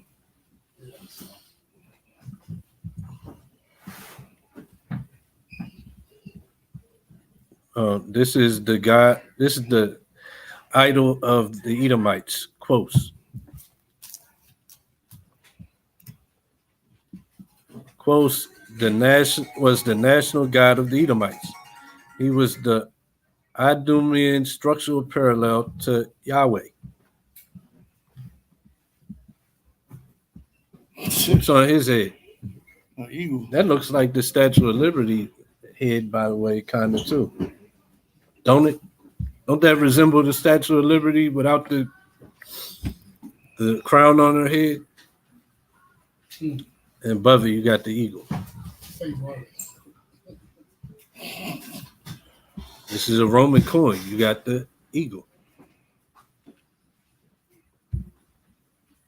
And there's countless others. If you look up the animal of Spain, Germany, it's always the eagle. It's 409. That's the end of the chapter 2. Might as well close out. Yeah. Next week we're going to the we're just going to do it today. Next week we're going to the blessing of Esau. Prove even further by that who Esau is. Is that coming out Genesis? It's chapter 27. 27.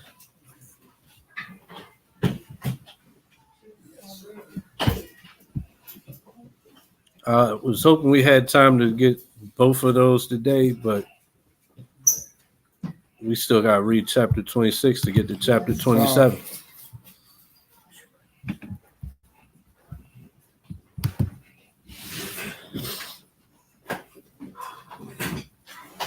All right, I'm going to close that out.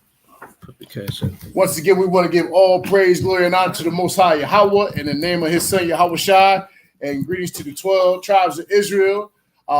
We are Hebrew Chosen Elect. We meet here at Rose Hill Community Center at Classroom 110B, 19 Lamson Lane in Newcastle, Delaware. If you'd like to give any alms or free will offers, you can give them at # Hebrew Chosen Elect at Cash App. And with that, we'll say, Whom Yasharella? Whom Yasharella? Whom Yasharella? Hashem Yahushua. All right. Shalom, Akim. How y'all doing? Blessings to y'all.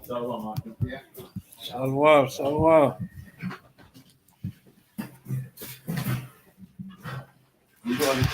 We going camp?